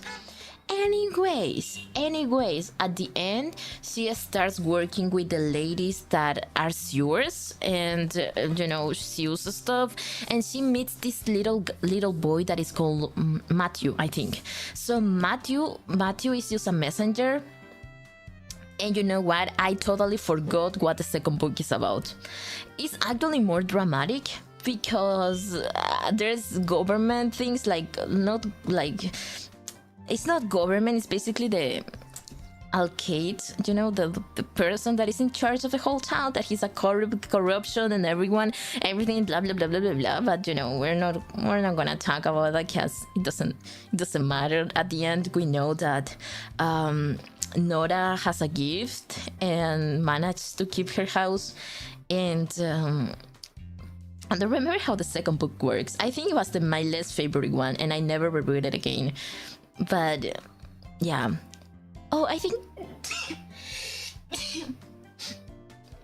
I I think at some point the evil woman make her go through the forest because they need her to do like a little errand, right? And for some reason the forest, you know, because it's enchanted, they never let anyone pass, but they do let Matthew pass. Like Matthew has like, at the beginning they make you believe that Matthew has a connection with nature because the forest literally opens the way for Matthew to actually walk around. And at the end I think Nora gets to meet a witch, like quote unquote witch on the forest, but it's not a witch, it's literally just a lady that kind of adopts her because she's like suffering a lot in the town. Just kidding. You're welcome? Question mark? Anyways, everything passes and okay, so the witch is actually not a witch, it's just literally just a lady that lives in the that is very like, it's not even the forest, it's like after the forest there's this a little coast where there's a beach, so basically she lives there and she kind of adopts Nora and they have this relationship. The thing with this girl, with this woman, is that the woman does not remember a lot of things of her life and she's actually a little bit old. So anyways, oh, she's old because okay, we're not gonna talk about it. She's very old. She does not remember a lot about her life. She only remembers coming up, like just being there in that house. So she made that little house her own, like she decorated and everything, and that's the only thing she remembers. And she manages to like get fed from the nature. She's not even a witch, dude. She's just a woman. She's literally just a guy.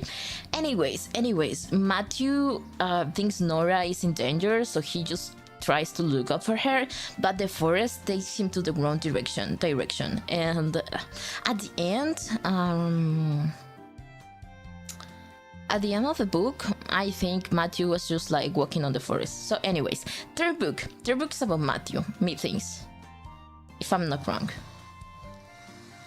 No, it's not about Matthew. Anyways, third book is about this woman. We go back to the first town, okay? The first town.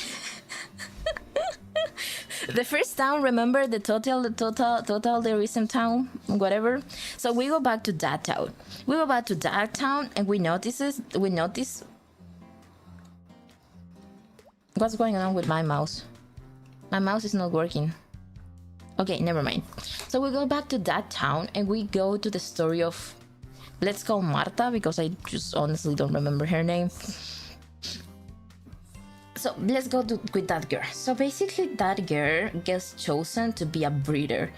And at the beginning she's like very sad because only people that is useless for everything else gets picked to be a breeder.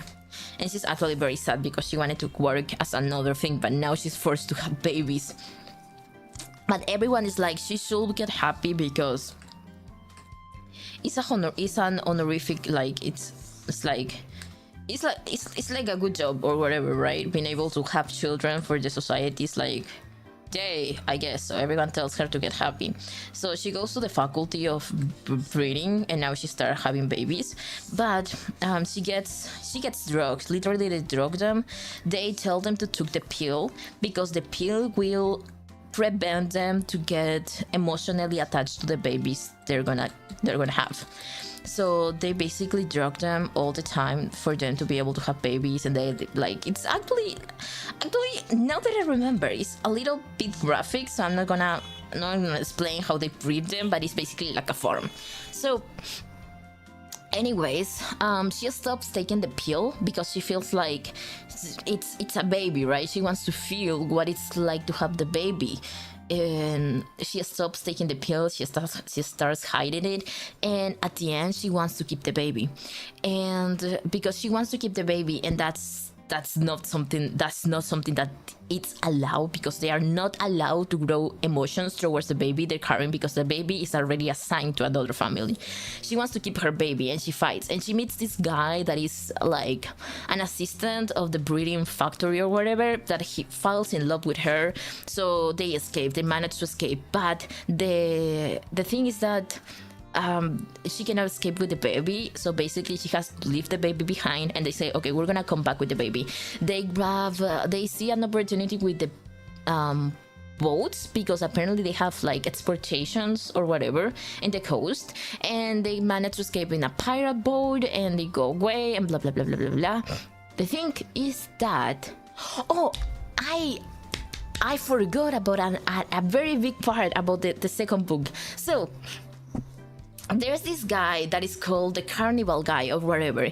It's basically a guy that, why is Nora sound that aggressive? It wasn't all that, like, before it wasn't that aggressive. They weren't like that mean to each other. The reason why is that is because every year this guy, this carnival guy, comes to the town and he makes them fight indirectly. So he says like, I'm gonna give you, so he's like a magical provider, okay? So basically he says, I'm gonna give you, if you're bold, they're gonna say, I'm gonna give you your hair back if you manage to beat this guy up in this kind of game. So that generates like chaos, and they start fighting between each other. And apparently the guy feeds on that, but nobody notices, except of course Nora, because she's the protagonist, okay, of this story. Hello Santiago, how you doing? Okay, we're trying to draw, but I'm actually sharing you the story of my favorite saga that I actually don't remember because I haven't read it in so long, but I remember the basics, so we're gonna do a summary. Anyways, Nora notices this, and like along the story she fights the guy, like she tries to trick him, and the guy has never lost any kind of bet, and I think Nora loses her ability to see, but she doesn't need to see because she can like see you, whatever. Anyways, she beats the guy, and the guy gets out of the town, and she saves the town, and blah blah blah. That's how the story ends. And then Matthew has to go to the forest because Nora wants him to make an errand, but we don't know about that errand yet. So anyways, third book, she finds like, okay, we're begin with Marta, okay? Third book.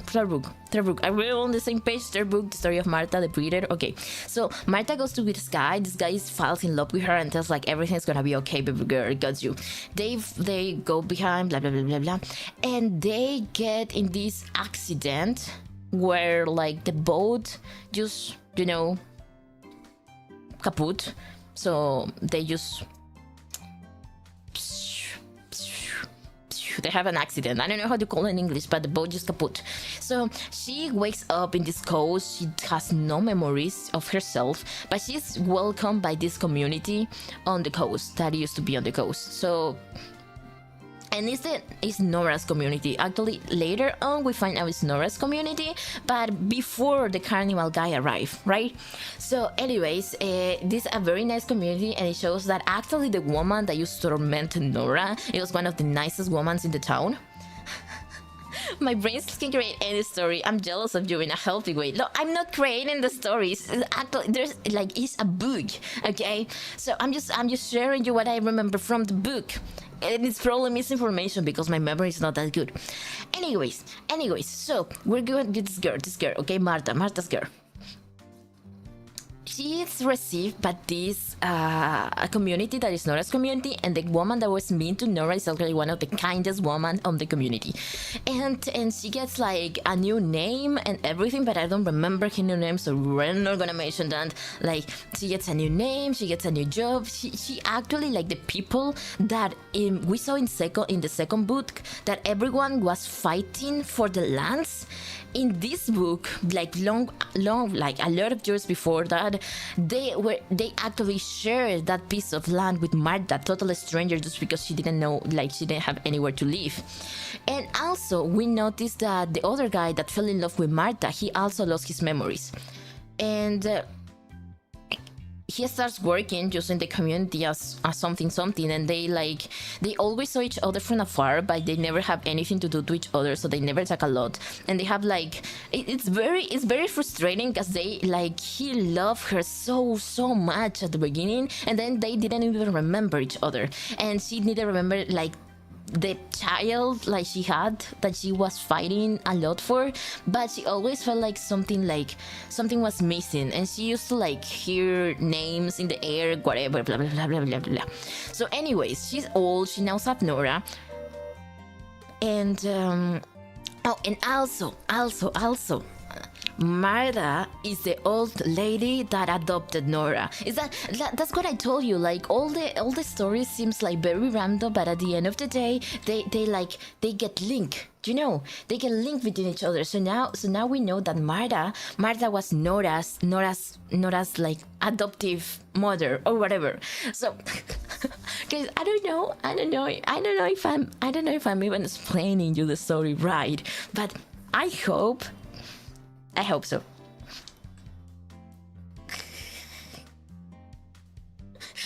Nothing short of perfect memory can compound this artistically disjointed retelling. I can shut up. I don't care. I'm gonna cry. I don't want to tell you the story anymore. You don't deserve to hear it. You don't deserve to hear the story. I don't even know what I'm doing. I think I should keep talking. I'm just gonna shut up. You don't deserve my storytelling, guys. It's too much for you. Book sounds interesting. The book is really, really interesting. Okay, Japan, it's just my brain works. Okay. So anyways, Martha gets really old, right? But at the end, for some reason, she remembers. Guys, someone is calling me since morning. I'm busy. If I decline a call, doesn't that mean I'm busy? I'm busy. Stop calling me. Anyways. For some reason, she finally remembers that she has a child. And for some reason, she also like remembers the man that helped her escape that society is the same man that they were actually flirting a little bit, like all people flirt, like whatever, but they never like noticed that they actually knew each other before. So she actually remembers. And the reason why they got their memories wiped is because she actually made a deal with the carnival guy. So what the carnival guy said is that she actually made he made a challenge to her because she said that she loved the guy and the guy loved her. Like the conversation was something like this. So the carnival guy told her that what did she wanted, right? Because she actually seek for the guy. And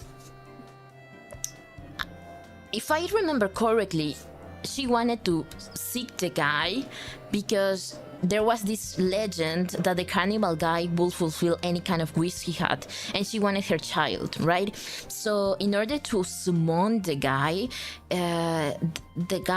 put her like a challenge, the first challenge, that he was able to climb this big ass mountain, okay?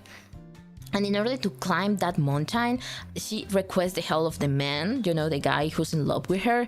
So for some reason, the guy doesn't have legs anymore. Like, guys, I remember key moments, but I don't remember why they happened, okay? But I think the carnival guy requested like legs, like, and the guy, you know, that's in love with the woman, she said, okay, take my legs, and they don't have legs anymore. Or it was the girl who doesn't have legs anymore. Like, someone doesn't have legs anymore, okay? Because it's a proof of their love. And finally, she managed to summon this guy, okay? So this guy say, so if you're really sure that you're loved, then if your love can survive anything, I'm gonna grant you your child. And that's basically the reason why they lost their memories, because the challenge was for them to fall in love with each other again. And if they fell in love, like, because the carnival say like, you don't love each other, it's just necessity. The only reason you two are together is because you need each other. It's not because you love them. It's not because you had a choice. So the point of the carnival guy was saying like, okay, you do not love because you have a choice. You love because you need to feel love, to give and receive love. You don't love because you want to. And also they like he told him something like, you also don't love because you chose the person you love, because that was the only person that showed love to you. And that's why you love them back. It's not because you chose to. So basically, you know, the challenge was for them to fall in love with each other to prove that the carnival guy was wrong. And at the end, many, many years later, because now imagine that they were young, and now they're very old. Also, another of the malefice, another of the chords that he put here is like, also like the carnival guy, like, say the only reason he loves you is because you're beautiful. He wouldn't love you if you were ugly. So that's why she also was ugly, right? So when she woke up, she wasn't like beautiful and young anymore. She was like a witch, and that's why the people in Nora's community started calling her a witch, just because of her looks. And that's why, you know, anyways, but at the end of the day, the old guy actually fell in love with her, and that's why they had their memories back, and that's when she remembered the deal she made with the carnival guy. Anyways, now we are finally ending the third book. What if I rehearsal to call you or some prince? I don't think they have my number, honestly. I purposely put the wrong number on the area, so I don't think they should be able to reach me. Anyways, guys, we finally reached the end of the third book. How are we feeling? Do you like the story? I know you like the story, right? You like the story so much, right? Right? Like the story so much, right? Right, guys? Right? Right. Are you understanding how the story goes? Like, I can repeat it.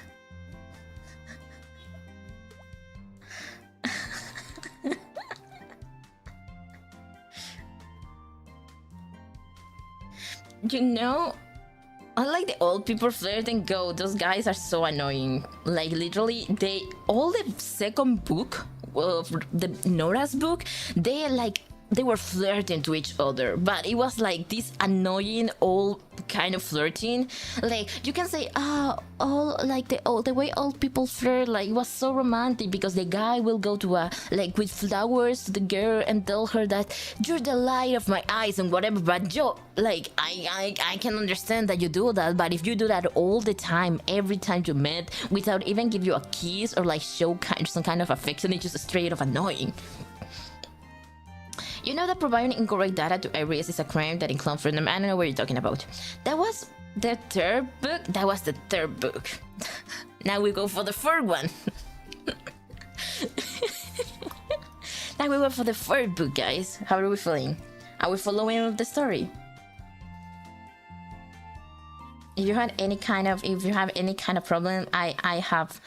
Like, okay, I was gonna say I have no problem repeating the story, but now that I think about it, I actually have a lot of problems repeating the story. So please tell me, just please lie to me and say that you are understanding the story. Just lie to me, I don't even care. Feeling confusing, you know, that's good enough. So, third book, finally the end. So remember, at the end of the second book, Matthew was, he had an errand. So the errand of Matthew was to find Thomas. So basically, Nora saw the future, and she saw in his future someone who would love her. Okay? Now, what did Thomas did all this time? So Thomas in the community, he just was with Gabe. Basically, he grew up and also did Gabe, but Gabe got his name changed because Thomas was afraid that the people of his old, totalitarian community will find them. So he had to change his name and also Gabe's name. So Thomas now is Jonas. Okay, and you know who Jonas is? Jonas is a character that appears on Nora's story as the guy who is like the adopted child of the governor and falls in love with Nora, and now they, so many years in the future, now they are together and they have a family of 2 and they both have gifts, and now they are the rulers of the community. Wow, amazing. It's I need to know first and second book. So the saga is called The Giver. The song is called The Giver, and you know, like it sucks. It totally sucks, but it's so good. So, anyways, you know, like Thomas changed his name and also changed Gabe's name. And you know what Gabe's name is? Matthew. So now we know that Matthew was actually Gabe. And you know, in this story, like along the third book, they show us that Matthew actually had a gift that is basically being empathetic. Literally, it's the worst gift that he could receive. So you see, Thomas has the power to give and extract memories. Like he can literally manipulate your mind. Nora has the gift to see the future, like to literally, she's literally a prophet. She can see the future. Okay?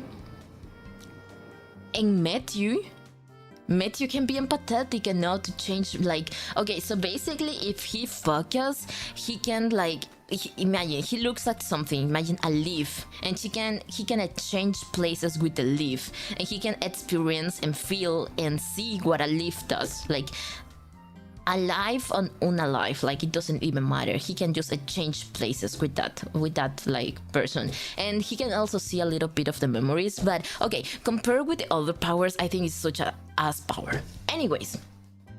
Anyways, the errand that Nora gives her is to go to like this coast. He can be compliant. He literally can be compliant. So the errand that Nora gave him at the end of second book was basically search for a woman in the coast. That is the witch that adopted Nora when she was young.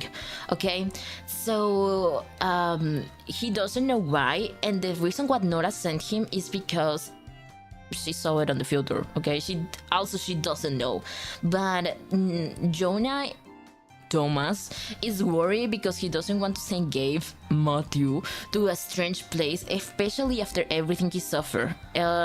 He tried to adopt Matthew, but Matthew, when he grew up, he noticed that he wasn't actually part of Thomas' family, because Thomas now has a family with Nora and another 2 children, and Matthew always felt like excluded, so he just went away on his own, and Thomas didn't want to force a family on him, so he always let him to do like what he pleased. And he's a little worried because he doesn't want to send Matthew to a strange place by himself, and Nora tells him, you know, like, dude, it's time for him to grow up, whatever, get over it. With these levels, and we were applying such a stupid ass question. Okay, so basically Matthew gets sent to the coast and search for the witch, okay? But when he arrives, the witch actually has his, like, I think is fighting with the guy, and I do not remember if he met her when she doesn't have his memories yet. I honestly do not remember, but for some reason he gets to discover that everything is because of the carnival guy's fault. So he wants to help her. And in his mind, he thinks that Nora sent him to help that woman, okay? So he wants to help that woman. So now there's another challenge that he needs to basically go through an ocean and gets to this island in order to get to the carnival guy. So Marta tries to get to the carnival guy by herself. Imagine, have you seen Frozen 2 when Elsa has to cross these oceans? Basically the same shit. Okay, basically Marta has to cross an ocean to get to the carnival guy in order for him to like get her back, because now she's old and she's actually not that old, she's just cursed. And also, like, I think the other guy that loved her died on the climb. Like, I don't remember. I honestly don't remember. So anyways, she tries and tries so hard and gets so far, but in the end it doesn't even matter. And Matthew arrives and he tries to help her, and for some reason, because he has this connection with nature. Remember that the forest used to just open up for him? The ocean does the same, but it does not the same for Marta. So he goes to the carnival guy, and the carnival guy is like a demon or whatever. So what Matthew does is basically use his power of empathy, and he empathizes with the guy. He like gets into his mind and he sees all the pain, and like he feels all the regret and resentment that he feels, and how he just feeds on other people's feelings like that. So basically that's the key for him to win in the match, because the guy tries to like make him feel bad for not having a family. and whatever, and blah blah blah blah blah blah. But he sees into his mind, so he does not fall for his tricks. And at the end, he managed to save the. What's going on? What can I paint here? Wait, what's going on? What can I paint? Oh, I'm using the razor. My bad. Okay, I got distracted. So basically, he sees through his tricks, and he discovers that he does not only have the power of empathy, but he can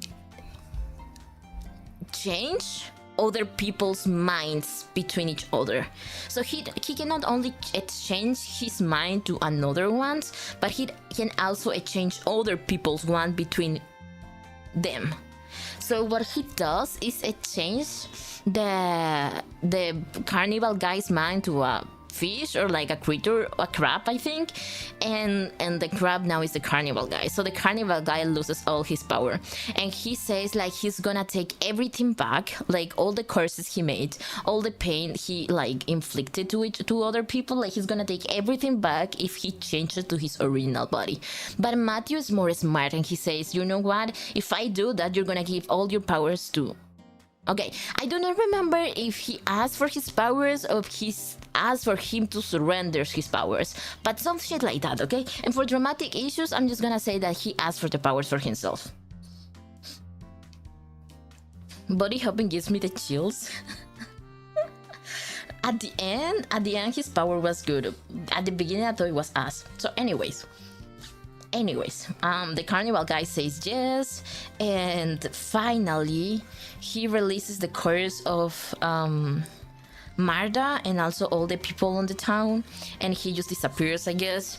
And when Matthew comes back, also the ocean opens for him, because you know he's like freaking Moana, and he goes back to like the girl.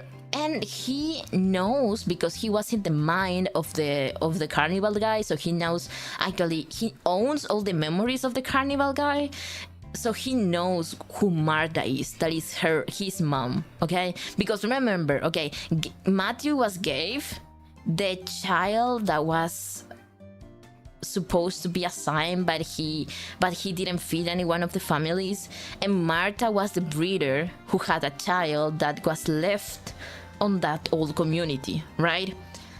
And basically Matthew is that child, so they get reunited, and now Matthew has a family, finally. The end. that's the whole saga, guys. What do you think? Do you like it? Totally sucks. Also, I think they show some like stories from them as an adult, but I don't remember them, so I'm just not gonna share them. What the fuck? That's why I told you guys. It's my favorite saga. It's like it's just perfect. It's just so rage baiting. We live in a society, exactly. We should just not let people have children. But what do you think, guys? Do you like the story? Do you like the books? Are you gonna read them? Are you gonna read the books?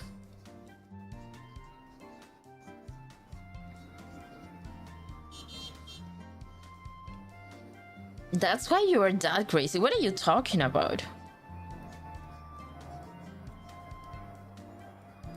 Are you blaming the books for my behavior? Because I will be right. Unlikely? Did I not convince you enough to read the books for yourself? That kinda sucks.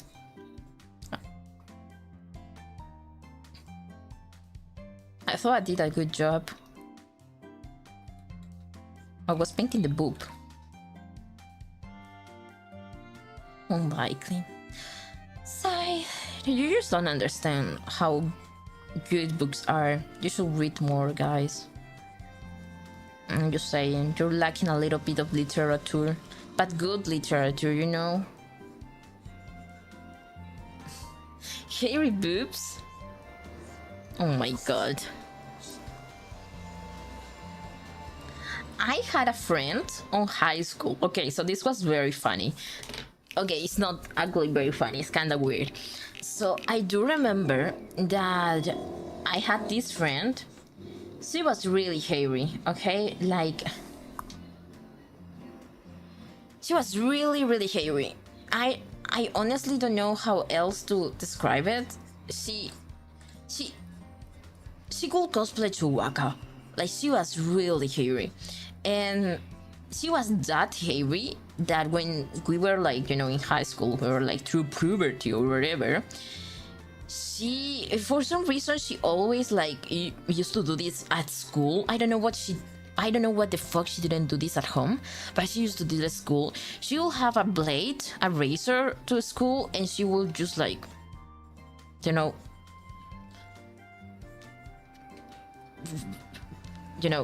just like razor blade, and I don't know how it's called when you just like all your hair, especially your beard or mustache or whatever.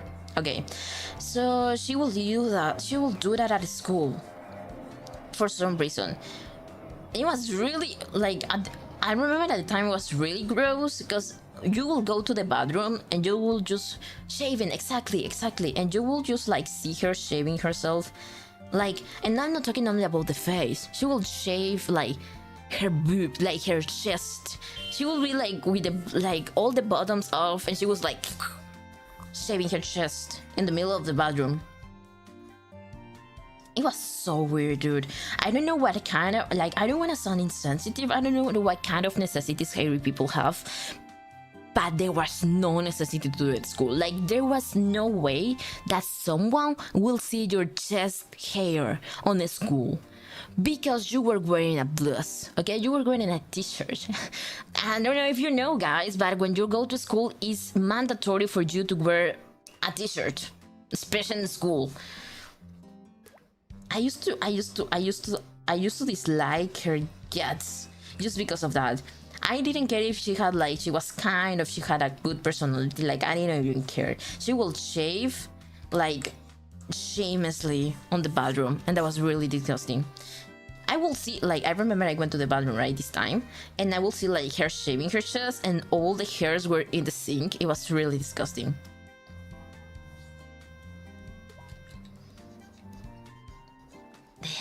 I just remember, it sucks. I also remember, okay guys, some years before that, when I was in elementary school, so I had this friend that was really dumb.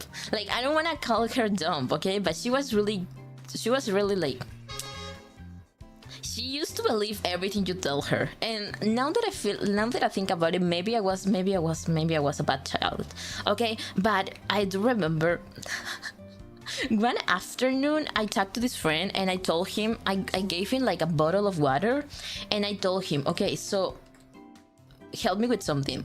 You're gonna be hiding here, and I'm gonna scream like, water, and you're gonna throw this bottle of water to me, okay? And he was like, okay, sure, because he was a chill guy, okay? My friends have always been chill guys, okay? So my friend was hiding in the bushes, and I grabbed this girl that was a very gullible girl, and I told her, you know, you seem nice enough. I have a secret to tell you. So, please, do not scream, and do not overreact. But I'm gonna share you the secret only to you, and I don't want you to tell you to anyone, okay? So the thing is that I have powers. And she was like, what do you mean you have powers? Like, it's not even a thing. What are you talking about? It's like, I have powers. If you don't believe me, are you thirsty? I can give you water. And when I said water, I just raised my hand, just like Thor receiving Mjolnir. I just raised my hand, and my friend threw the bottle of water at me. And I grabbed the ground and I show it to the girl, right? And I show her, you know, you see, you want something else? I can give you a soda. And the girl was like, I have never, even until now, I remember the way she looked at me. She was between surprised, excited. She was smiling like, oh my god, you really have powers.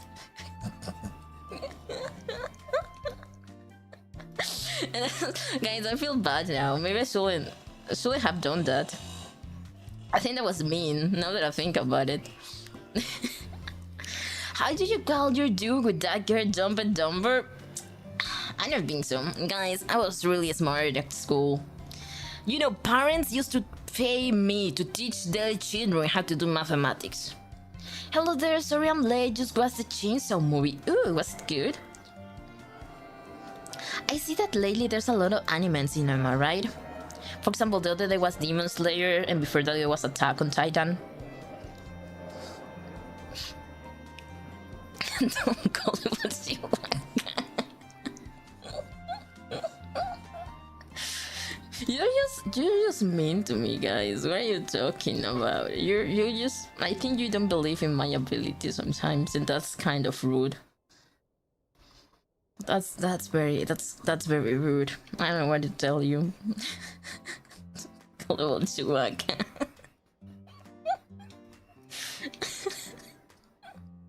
Yo, that's rude. We're talking about my friends.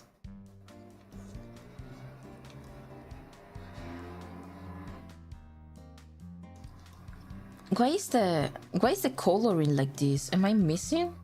What am I missing? Yeah.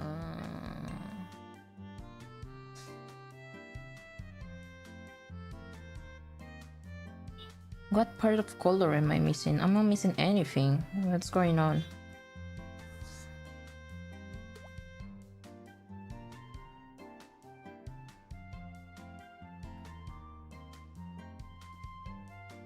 So sometimes when I wear the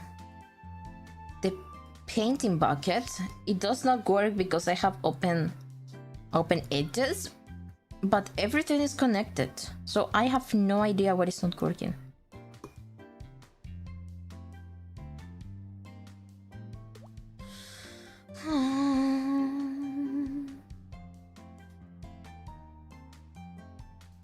Yeah, I have no idea what is not working. What's going on?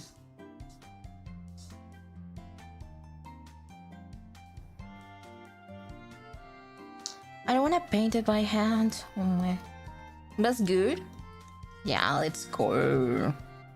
Let's go. I haven't watched Chainsaw Man, like the anime or the manga. I just know that. I just know Pochita. I think you're a little upside down. You think so? I don't think so. I'm fine. Whatever you. Are you upside down? You upside down? I forgot I had to reset my butt. Hello, Jack. How you doing? Welcome. You just missed a 4-book summary. An amazing, very detailed book summary.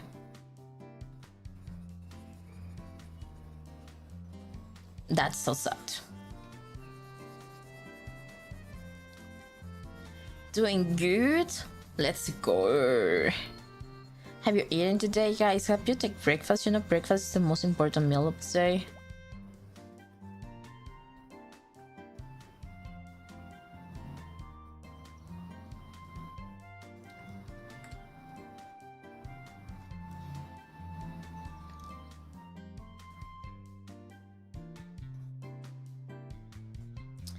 Sad face? Exactly.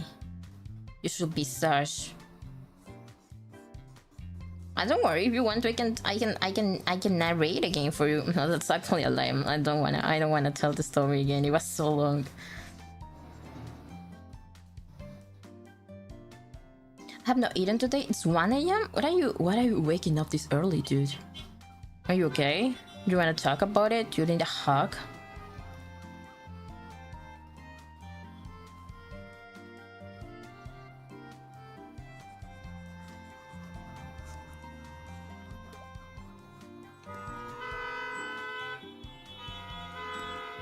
What is background noise?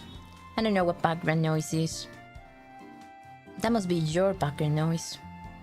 Not mine.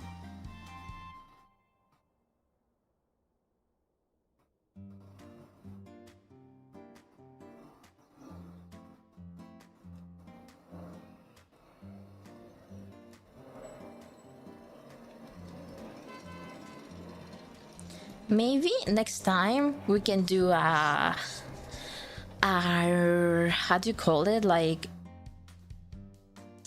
a stream when I can read you all the chapters of the giver. So maybe we will know how the story actually goes like, but it will be so long. I feel maybe for members stream. I think we'll go full members. Yeah. We can gatekeep the book reading. But I do want to do some days read manga with my friends. But I don't know if that would be illegal. I don't know if it's illegal to read mangas or like webtoons online, like on the stream. Unless they're like, you know, independent artist comics, I think that's okay. But if they're like studio mangas or something, I think that will be... I don't know if it's legal or like copyrighted or something.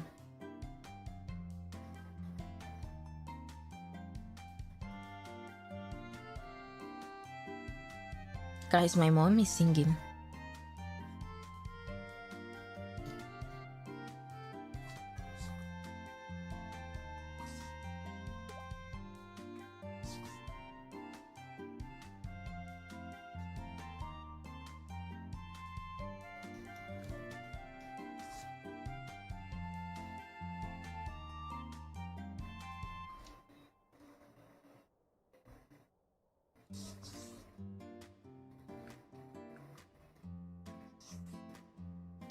Did you got the right to Daddy P? If not, it's illegal everywhere. Or I see. That's good to know. Thank you.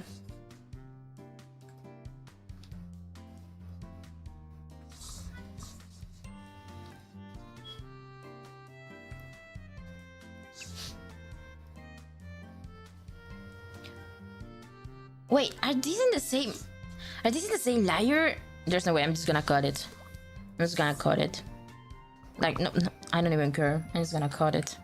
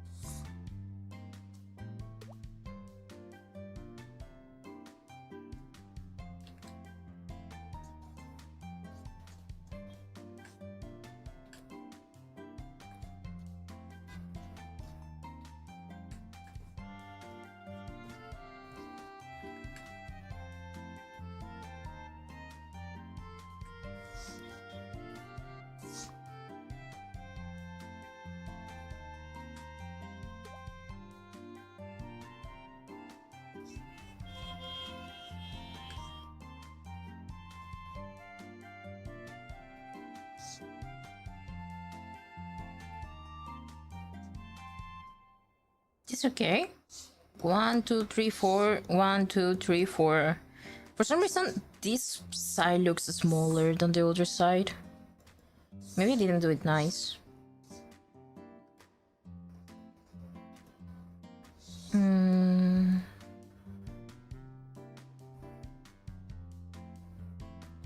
¿Con qué dibujando mi vieja? What are you talking about? Hello, Cesar. Are you Cecil Doppelganger, right? Are you the doppelganger? I think you're the doppelganger. I have no proofs. I have no doubts.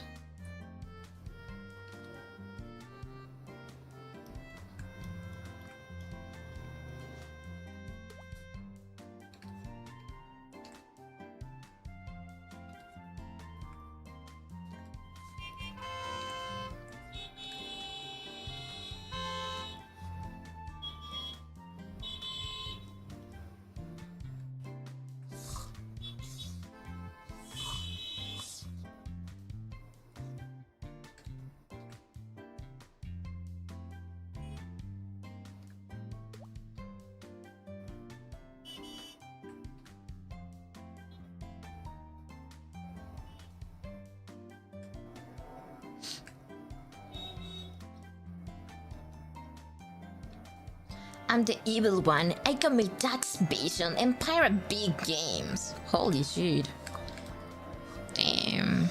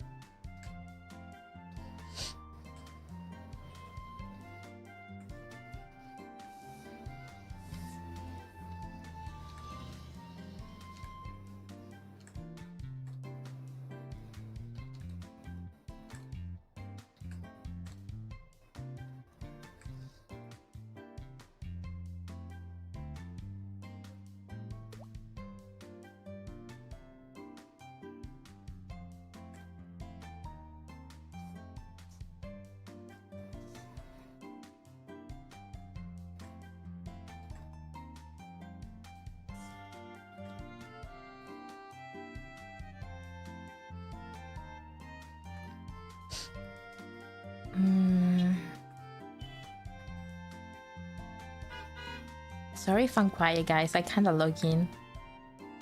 The hair is one of the most parts for me to paint.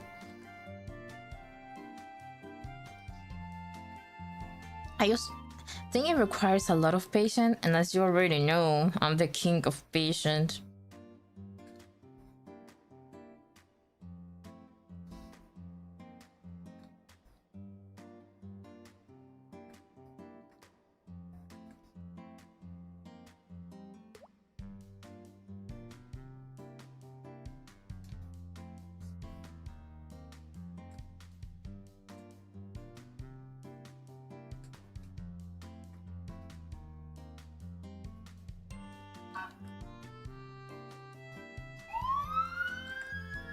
Just sure it's beautiful that way.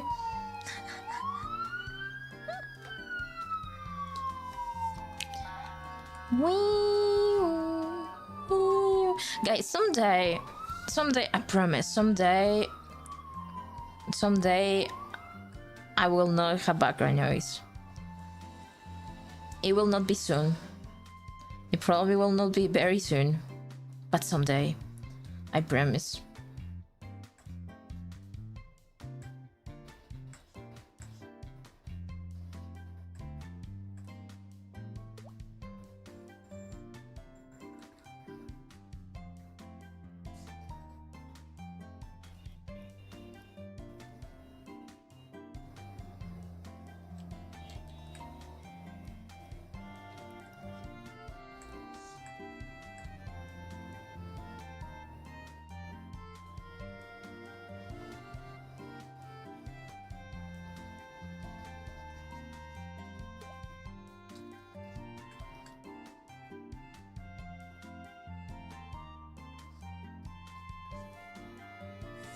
Background sirens remind me of my home sweet home in Mexico.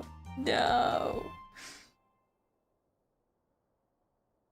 You're gonna start hearing the background like taco, taco de perro, enchilado, mazorca. Like, I don't know. Like, I just imagine Mexico is like Peru.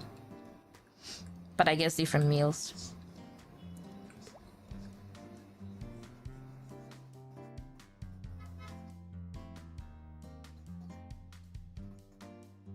In my mind, actually, Mexico and Peru are the same place.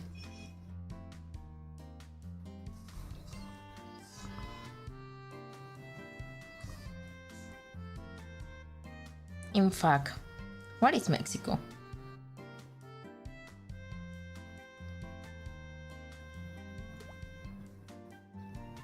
The ambulance character is it's called immersion, guys. You should keep up.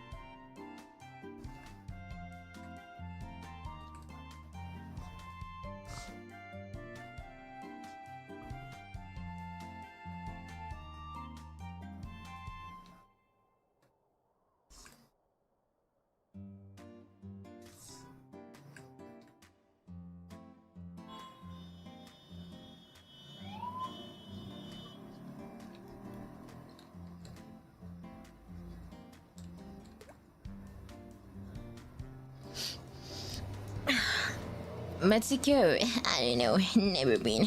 What is a Mexico? Is it like a dish? I don't know. What's a Mexico? That is Indonesian, right?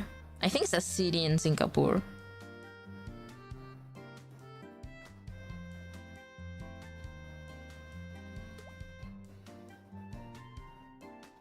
Guys, that's a joke, by the way. Don't cancel me. I love chimichangas. I like tacos. Actually, I think I have never eaten a real taco in my life, but I love tacos. I love taco people. They're so funny. They always make me laugh. I think that's the most racist comment that someone can make. Like, I love Latinos. They're so funny.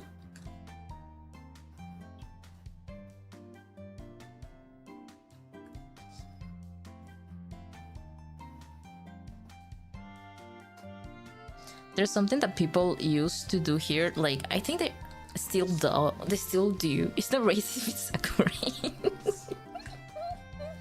You know, people here, for some reason, some years ago, and I'm so happy, and I'm very happy to stop happening. But in the capital, for some reason, whenever you say that you were,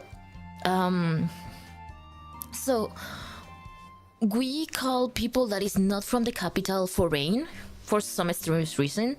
So you call them foreign people, and when you say that you're foreign in the capital, they always will approach to you and talk to you like you were a dog. Like, OMG, what a cute dog. Yeah, you are a cute dog. Yeah, something like that. They will use the same tone to talk to you and say like, that's so nice. Where are you from?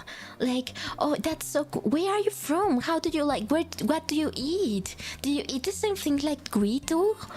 Something like that. It was like, at some point, like, sometimes it was funny, sometimes it was very annoying, because like bro, you know, just stop, just stop. It was funny, not anymore. I'm so happy that people now is starting noticing that, well, foreign people exist. Stop behaving like that most of the times. That sounds kinda kinky.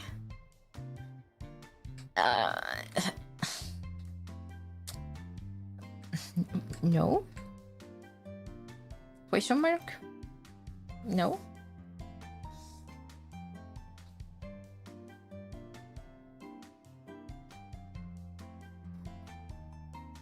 Sometimes internet makes me scared. And then I remember I'm part of the problem.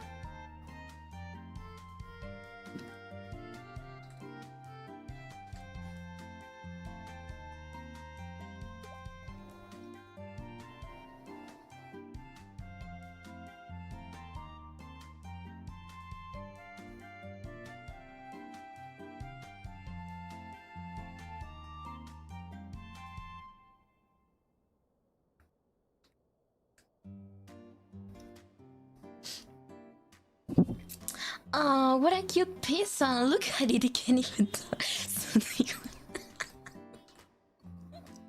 Exactly. Go, you got it. You totally got it. Yeah, something like that.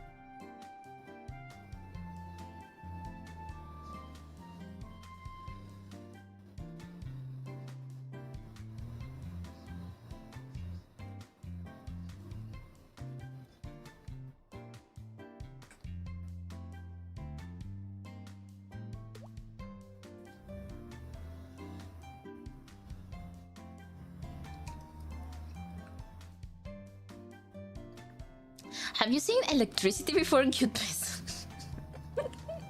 Do you know how the light bulbs work? So you press this switch and oh, look at that! It's light! Yeah, something like that, dude. I do remember, so as you may know, I come from the desert, right? From a desert town. And I do remember one day I told, like, this person asked me where I was from, because also some years ago, and I'm very happy not anymore, or at least I haven't like talked to a lot of these kind of people. So there's an accent very particular from people that grew up here, and they talk like Spanish Valley girls for some reason. And when you don't share that accent, they notice that, well, you are not from around here. And I'm so happy. I'm so grateful. I'm so grateful that's not a thing anymore. But before it was like something that happened all the time. And I do remember they used to tell me like, where are you from? Because like your accent, like, where are you from? You're not from here, right? What's going on? And I had to tell them, well, I come from this place, the desert. And they were like, oh, yeah, I have gone, and it's a touristic place so people come to my hometown to like vacation and stuff, but they just come to the touristic places and they think that everyone, like, everywhere else is also like the touristic place, and that is not what it is. So they were like, OMG, and how do you look with the sun? Like, OMG, you're like Aladdin. And I was like, oh my god, what's going on? Just stop talking to me. That's not how a teaser works. That's not how a teaser works. And I was trying to be like, understanding, because I actually like when people ask me about my culture, I love my hometown place, because my hometown place is just amazing, amazingly dirty, amazingly corrupted, and amazingly just incompetent. But I cannot do this anymore. I'm not meant to be patient. I receive a lot of qualities, but this was not for me. Maybe I'm just ungrateful. Maybe I'm just impatient also. Maybe I am the problem. Also, hello.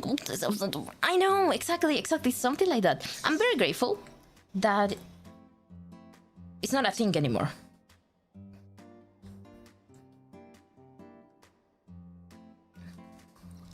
I'm very, very happy it's not a thing anymore.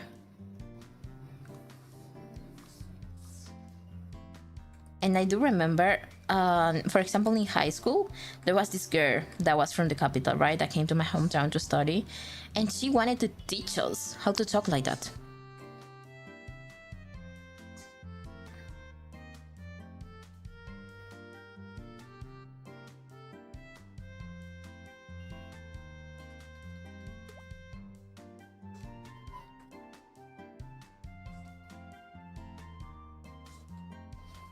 I do remember. It was very funny. Wow, so funny. Or maybe I'm just a hater.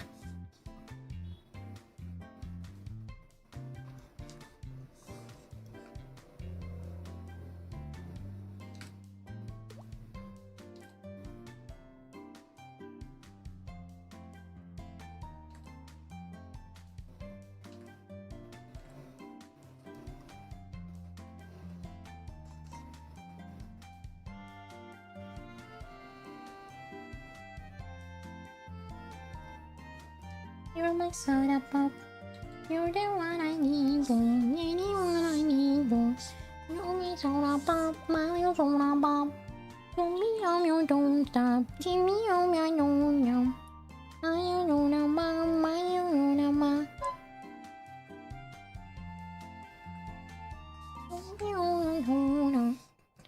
Why though?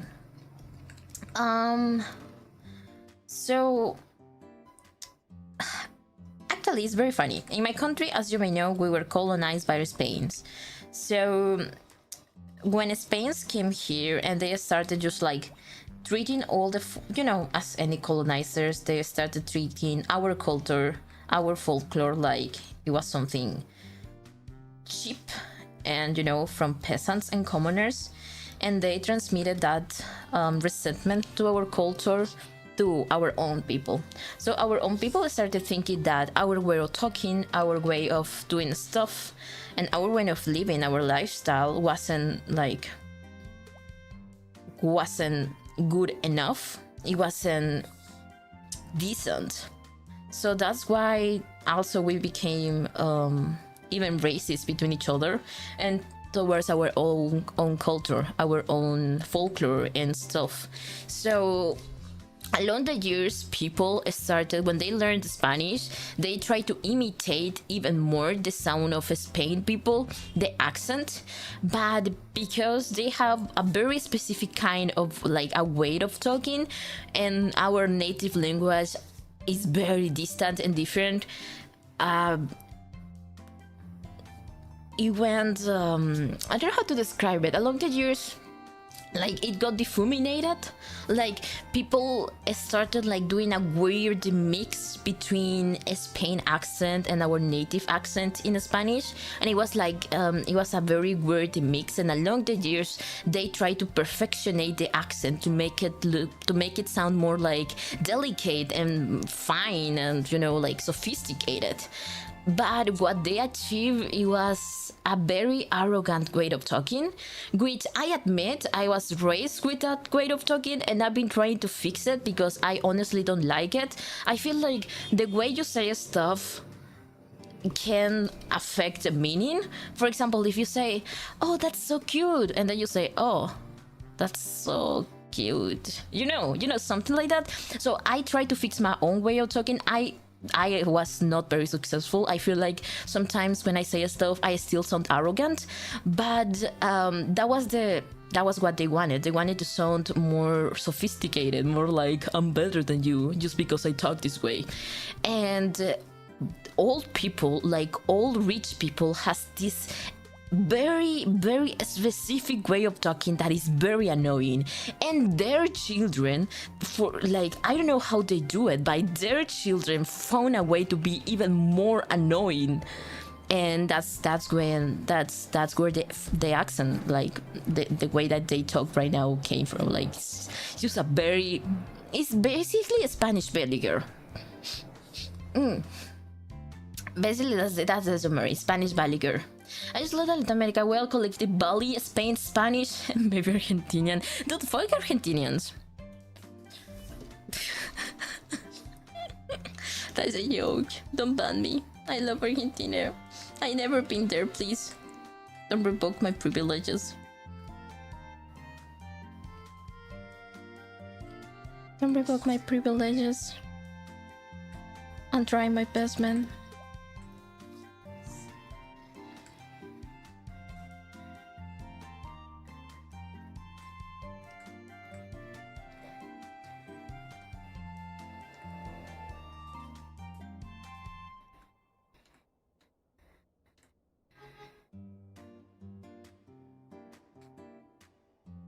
Oh, so urbanization multiplied by colonization, is it generation specific? Is it generation specific? Because capital, all people, like they come from the capital, they have this very, very specific way of saying stuff. They have this very specific accent that for me and for majority of people is very hard to imitate. Guys, is a pace accent. I don't know if you notice that some accents is not only about the accent but also about the pace, how long they take to say certain syllables. And these old people is like old rich people accent, because you know they grew up in a very privileged household, like in a no-hater way. Like it's a fact that they grew up in a very privileged household or surrounded by privileged household people, because they adapted this way of talking, this specific pacing that is very hard, because I'm very impatient. Like in Spanish, I used to talk very fast because I don't like wasting time. And they have this accent that is like very dangerous. And their children, of course, they adopted that language and also combined it with Baliger accent, and now they talk like Kyla, very weird. Like posh Brits, I will say like posh Brits. It's similar. It's very similar, methinks. They do not, for example, it's like I think the comparison may work. But I don't know what my board call or comrade say about it.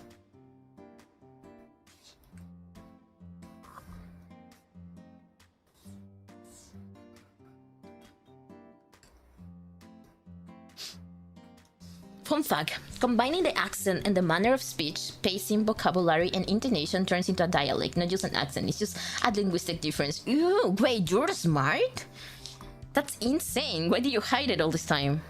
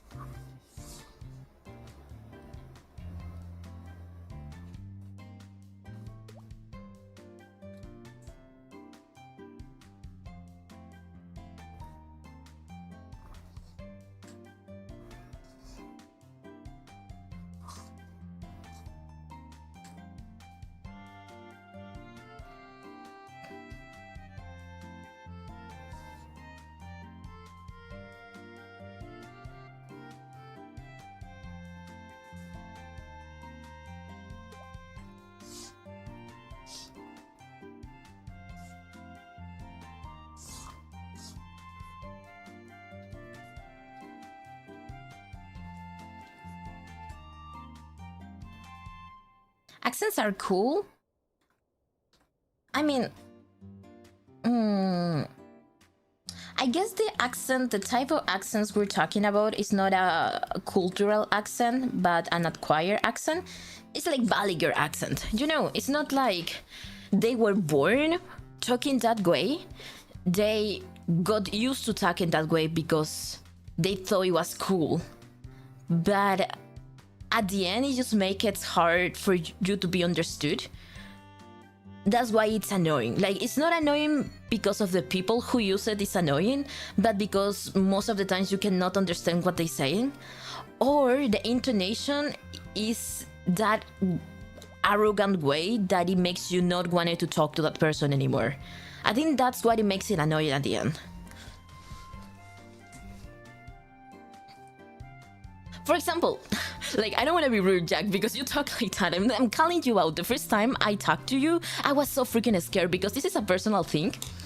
This is a personal thing, guys. I am scared. I am scared of the Vogue accent.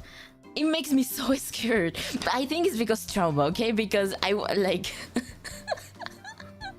I sometimes talk like that. But it makes me so scared because it's like, for me, it's a cool language, actually.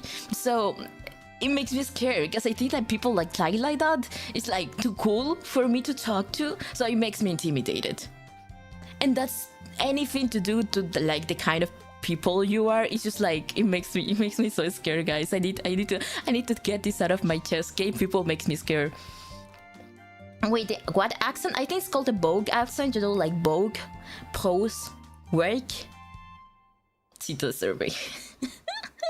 You know, when you talk like when I talk to people that talk like that, I can imitate it, but when I have to do it myself, I cannot do it. Wait, like slay. I don't know how to do it. I know how to do it, but you understand what I mean, right? Vogue accent. I think that's how it's called because it's mostly talked by gay people. Like, and I'm talking about like orientation. I'm talking just like the community, and it's very, very funny because I do talk like that most of the times too.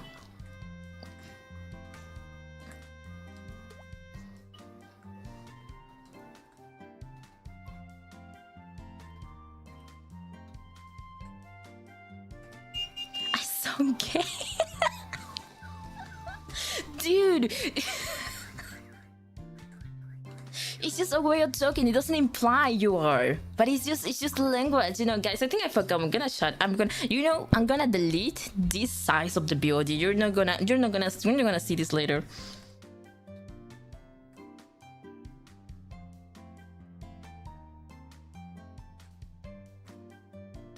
I'm assuming someone's orientation just because the way they talk. Gee, that's so rude. But yeah, guys, it makes me scared. Ugh. Too long to read, it makes me scared.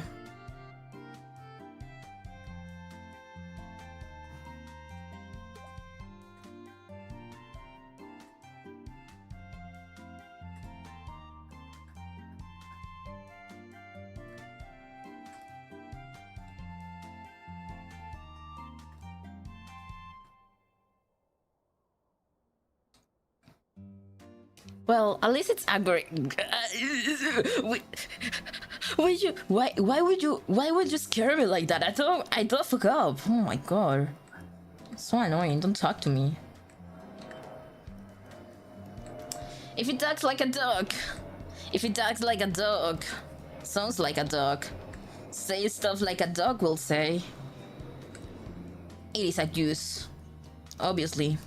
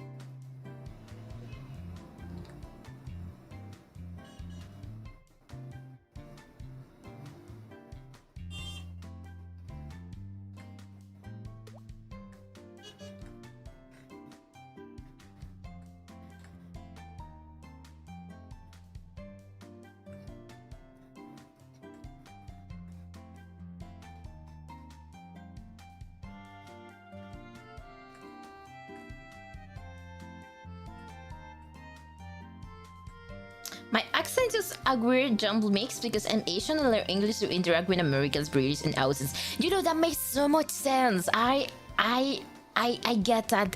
I started learning English in an American institute, you know? So I learned the American way of talking, but then the second part of my English training, I did it on a British one. So now I can't pronounce shit. Like, my pronunciation sucks. I don't know how to pronounce I don't know how to pronounce anything. Like, it just fucked me up. Like, some people, the result of this weird mix is like their English is like so sophisticated and like so nice, but mine is just like some cheap English. It's just like I learned from pirated Duolingo. I'm so mad right now.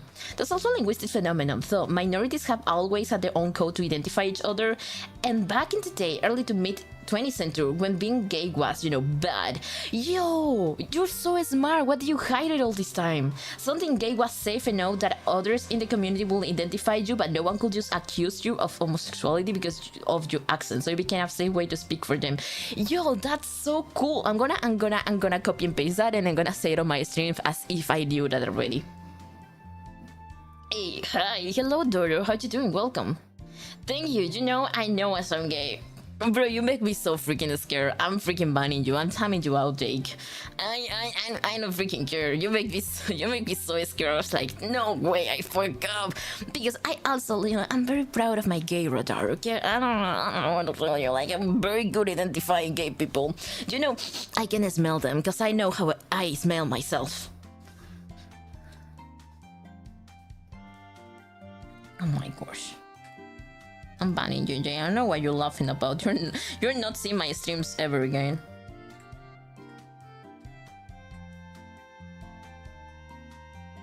But yeah, guys, it makes me scared. Gay people makes me scared.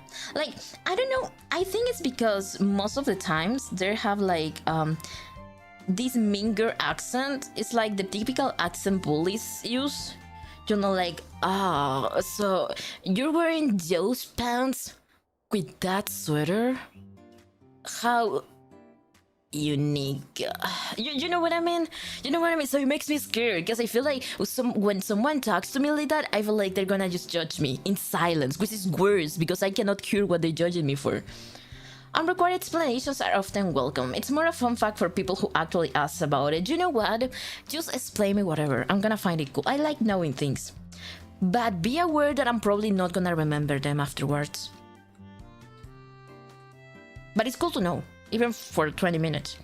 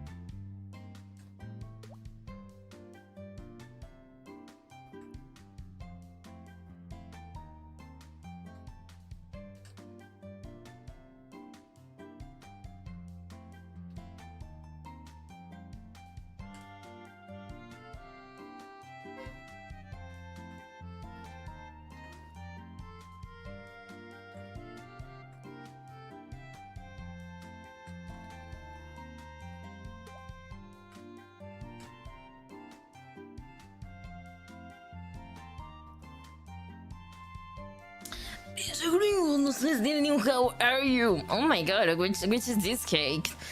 Así que estoy en español, pero es que los demás no me van a entender, ¿sabes? I think it's absolutely hilarious that why you hear me talk and the wait. That by what you're saying, you heard me talk and the gator immediately were off. No. Like what? Like I thought. I thought you weren't, because you say, wait, you thought I was gay. Like, for that question, I imply you weren't. Like, it's not my, like, I think it's your skill issue. Does Delta speak with straight people? That's a very good question, Bobine. We're gonna think about later. I think no one's gay. No one's straight, my bad. Like, I think being straight is an illusion. Like, you think you're straight, but probably you're bi. But no one can tell you shit, but it's your sexual orientation. But you know what? That's just my opinion.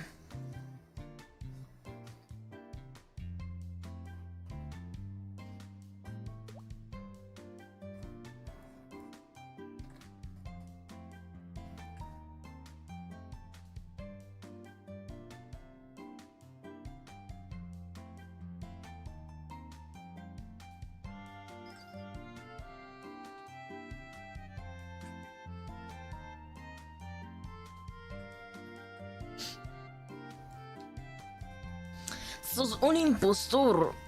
I think a gay guy was flirting with me last Friday at a party, but I'm not sure. I never know if people are flirting, but I found that gays are either very subtle or very direct. I think I have an answer for that. So, you know what? The reason why are just one of those two is because, first, we're scared. Because not everyone is like, even though gay community has grown, at parties it's very hard to, like, you know, unless you're very obvious you're gay, like you have a gay you know, a literally gay flag cape on you, or like you have gay bracelets, or like something that tells you I'm gay. It's very hard to tell someone's gay nowadays. I think before, gay people, especially men, the only way you could recognize them, it was because they were very, like, extra, super, like, extremely feminine for a man at the time. You know, because before, 20 years ago, a feminine man was straight up like homo. That was the only answer. But nowadays, we know that the way you look does not determine your sexual orientation. So a straight man can be feminine, and that's perfectly fine. So now when you go to a party and you see a feminine man, you have no idea if they're gay or straight. So in order to flirt with a person, you need to be very subtle so they can pick up the secret language. If they can pick up the secret lingo, then they're probably gay. Or you need to be very direct for them to know that you're gay and you're looking for another gay guy. And that's my theory. Have I ever go to a gay party? No, but that's my theory. I mean, if you're gay and you hear someone say, "You some kind of gay," you ask the same thing back. No, Jack, you freaking scare me. You freaking scare the shit out of me. Like, I poop in the other way. Like, my poop is now in my throat. Gay or European, but actually, he's pan and he is polyglot. No, I don't think that's the word. Wait, how do you call people that have, like, a lot of people? Romantically? They're not polyglots. They're, wait, how it's called? Polymorph? No, like, it's poly something, right? They like have a nest, poly nest? No, that doesn't sound right. No, polyamorous, yeah, I know the polyamorous, but how it's called? Like, the polyamorous, like, the thing they're in. It has a name. Don't laugh at me. Help me search the word. It has a word, the name, like, it has a name. When you, for example, you have, like, you know what? You don't deserve me. I'm gonna shut up.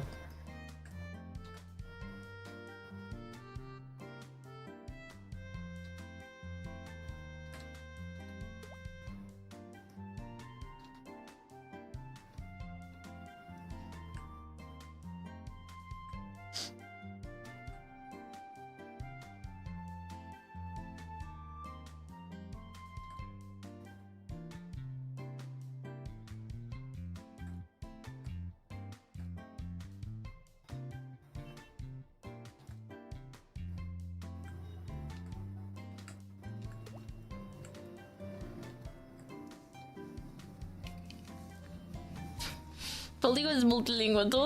Don't say anything to me. I told you I don't want to read you anymore. In fact, who are you? I'm streaming to myself. Baby, I'm praying. I just have 1,000 eyes, just like animals like animals. So, baby, I'm telling you, I just had 1,000. Now, let me try this method. So they say I saw it on. Oh, yo, this looks pretty. This looks so pretty. How didn't I know about this?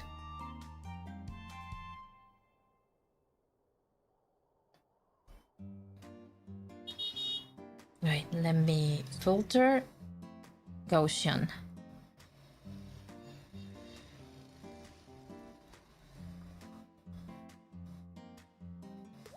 Gaussian? I don't see shit.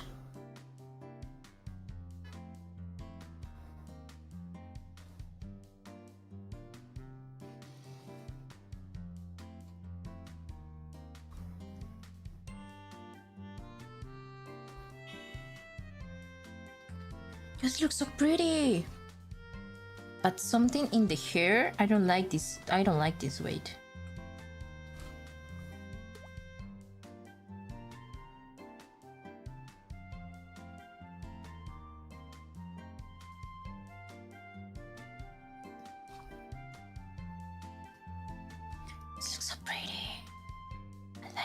like it so much. Baby, I'm meeting you tonight. I'm just having tonight. Don't like anymore, like anymore. Baby, I, mini mama, marama, marama, marama, marama, marama, marama.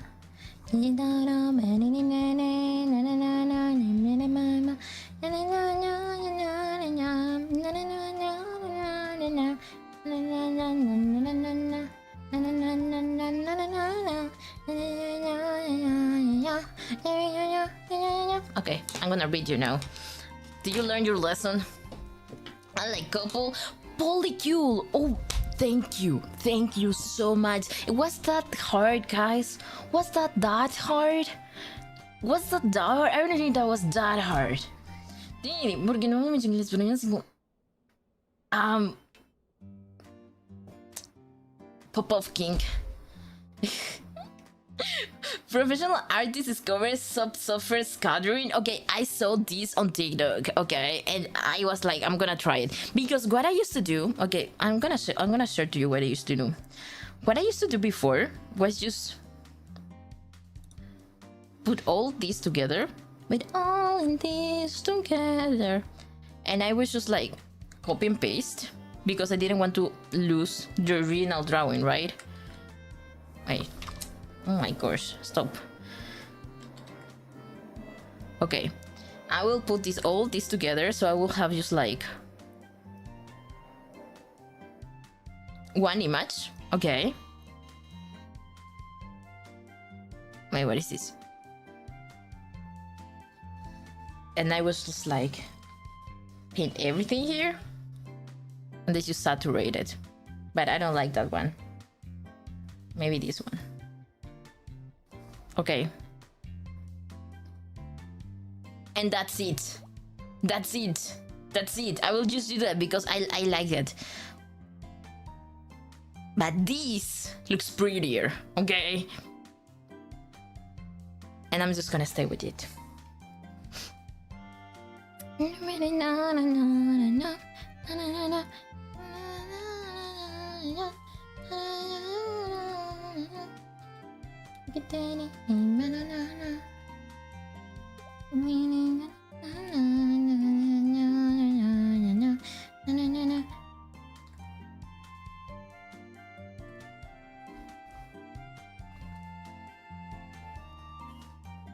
Okay, what were we talking about? We were talking about something, but I forgot.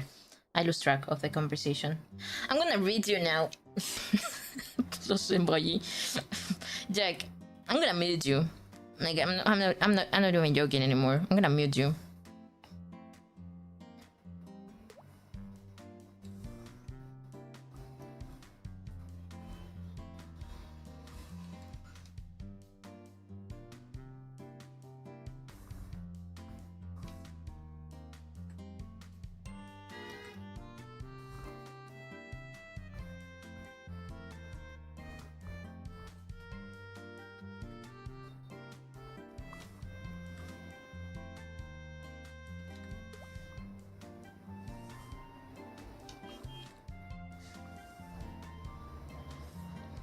I don't like this.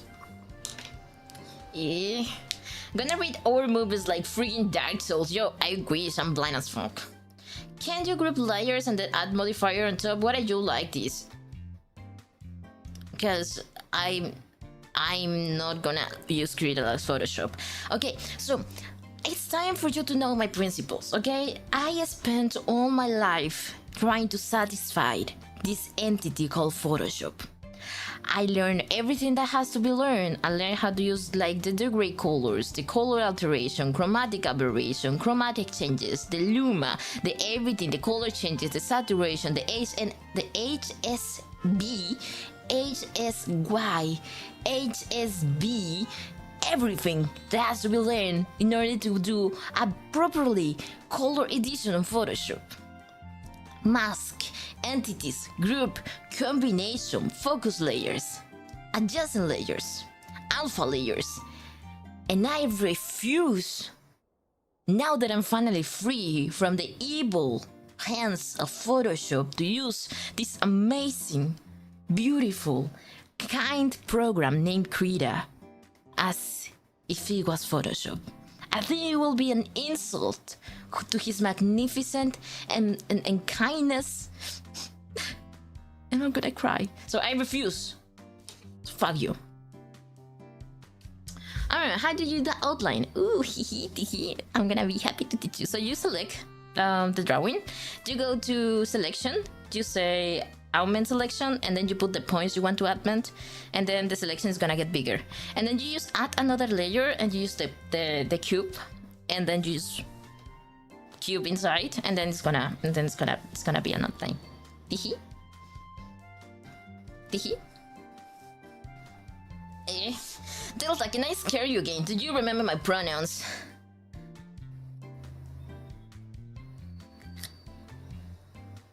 What are pronouns? Is that like ricotta? Is that a pasta? Is that a bolognese? Is that pesto? Is that rigotti? Tell me. That's smart. Thank you. I'm so smart, guys. See? Show some respect. It's like using an electron microscope to bang nails. Just shut the hell up. I don't want to hear it from you. Now, let me go to Pinterest so I can search a proper background for this kind of illustration. Maybe I should use the typical degradation background, and then that's gonna be it.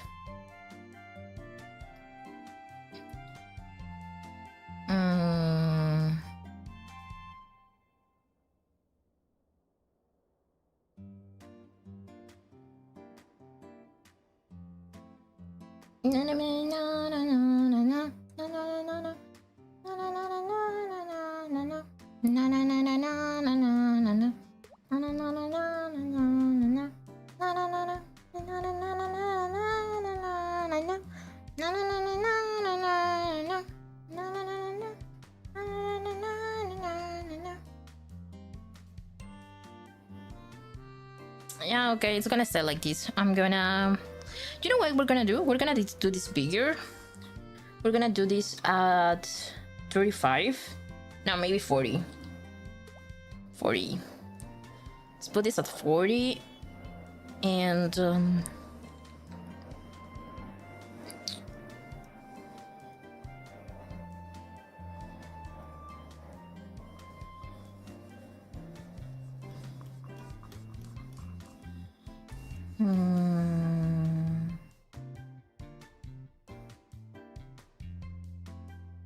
Okay.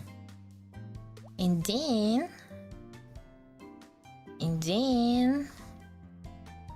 we're gonna add some pili pili pili pili. Some pili pili pili pili pili. Where is it?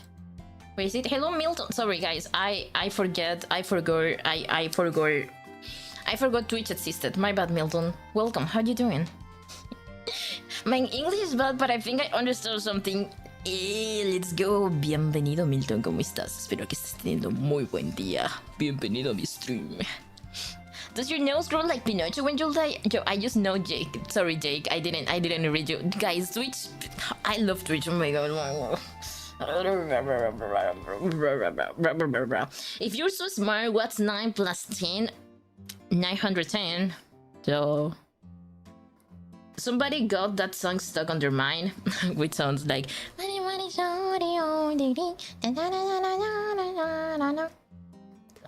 else gonna do? Oh, a little piru piru, right? Okay, let's do piru pirus.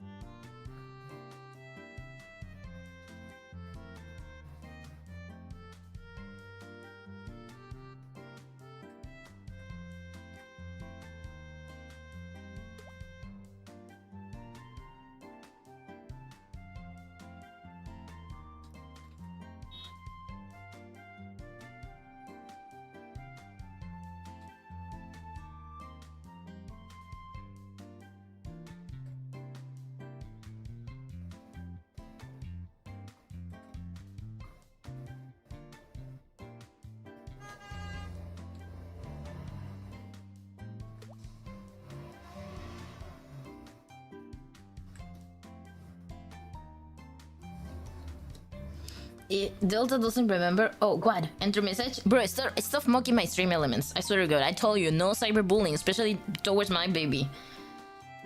Hello, DG, welcome. How you doing? Welcome to the stream. Hello, how you doing? It's the 21st night of September.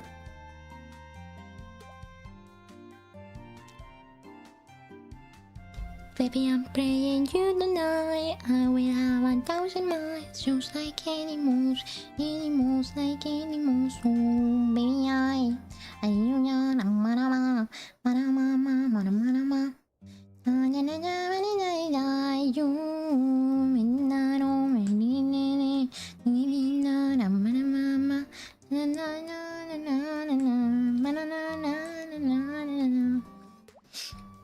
You being group perceived? What are you talking about?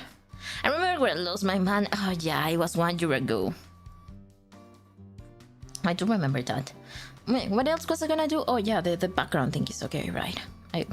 Stop distracting me, guys. You're so distracted. Stop distracting me.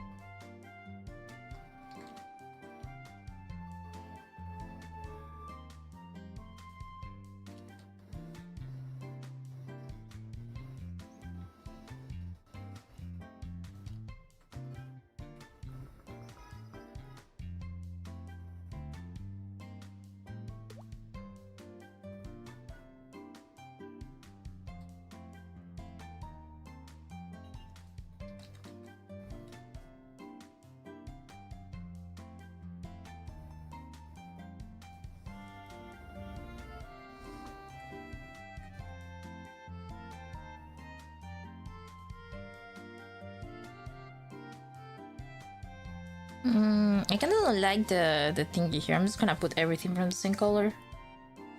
It's not gonna be the same color. I don't know.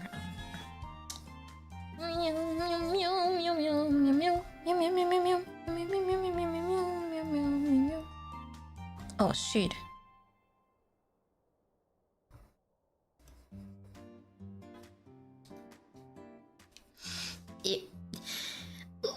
We're watching you through screen share?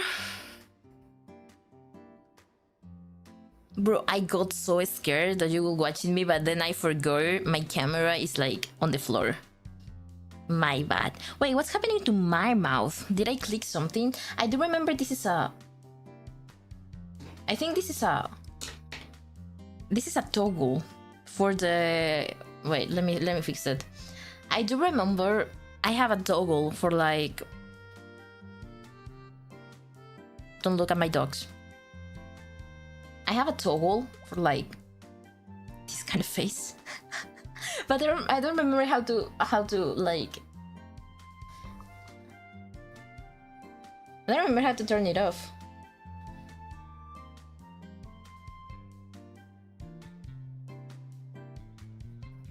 There it is. Okay. I didn't remember how to turn it off. My bad. My bad. My bad, guys.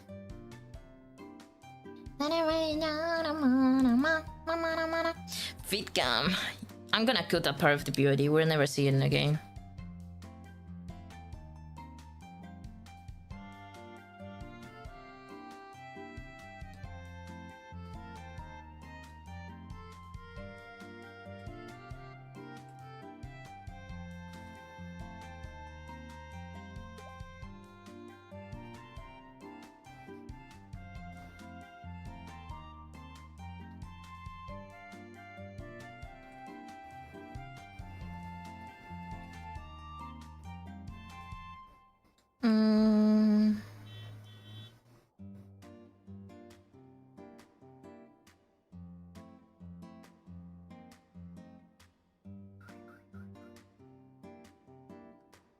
I'm thinking, guys.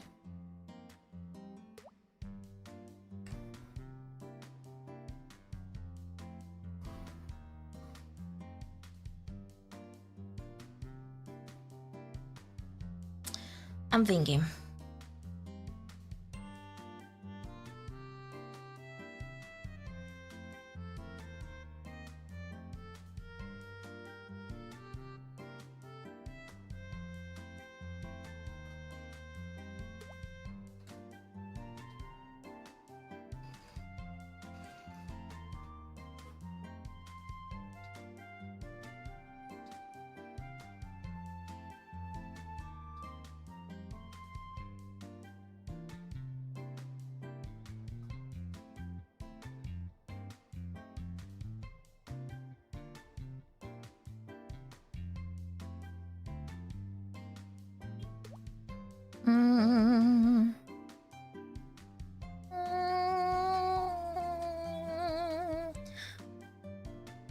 it's not looking how it's looking in my mind.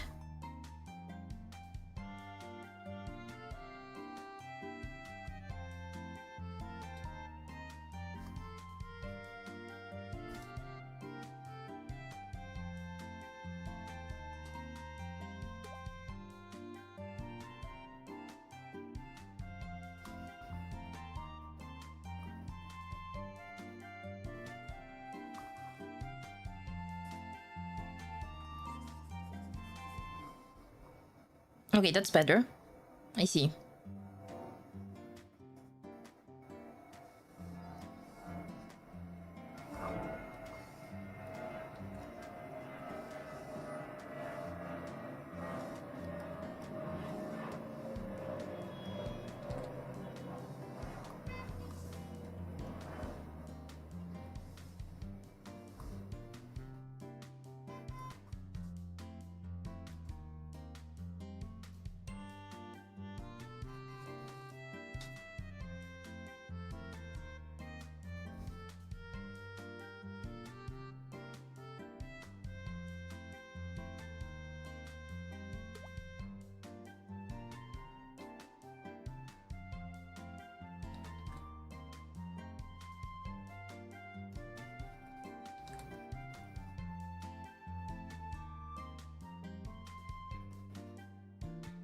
Yeah.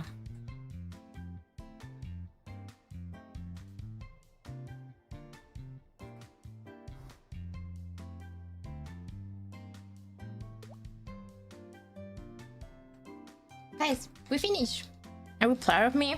I know you're very proud of me. You need to shirt. I am right now. I know how you're feeling right now. Oh wow, Delta, you're so cool. Oh, thank you. Wow, you don't need to be so kind. Wow. Oh, MD, damn, you're so kind to me. Wow, you don't have to be this kind to me. I'm gonna blush. Oh wow, stop, guys. Stop complimenting me. It's so embarrassing. Damn. Oh no. Don't keep going. I'm gonna blush. Thank you. I really appreciate it. Oh wow. Yeah. You think I'm so good at it? Oh. Yeah. Please stop. I'm getting shy. I don't want to talk about this anymore. No.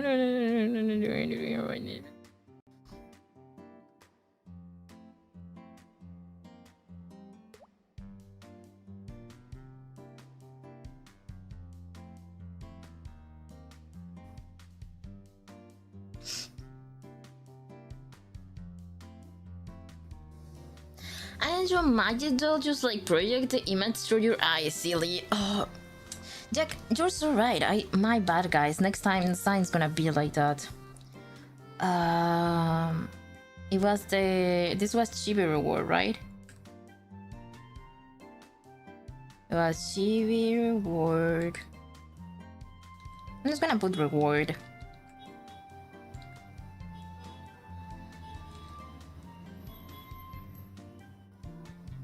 Reward.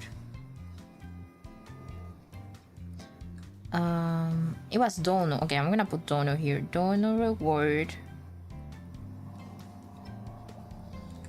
Oh my god, my handwriting sucks. Do not. Oh. Repost.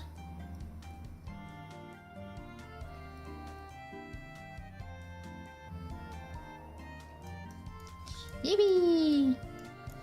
Yippee!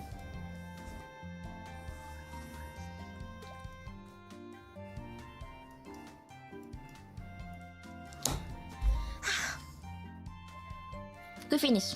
Go home. The stream's over, guys. Go home. Shoo-shoo. See you now. Bye-bye. Bye-bye. Bye-bye. Bye, guys. Bye, guys. I don't want you here anymore. Go home. Go home. You poop. Now you go home. You're like that, you go outside, you poop, and then you go back home. Go back home. Alright, it's over, guys. I'm so hungry. It's 2 p.m, guys. How many hours have you been? Wait, have we been here 3 hours and a half? I can't believe it. I can't believe it.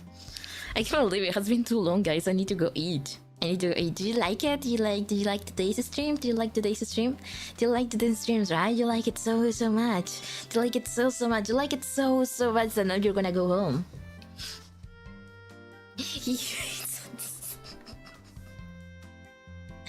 Stop being dramatic. Wait, let me see if we can rate someone, okay?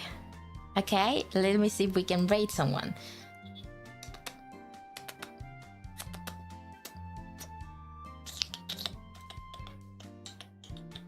I'm hungry, guys. I'm hungry. Aren't you hungry? Aren't you hungry? I'm very hungry. I'm very hungry. Off you go. Off you go.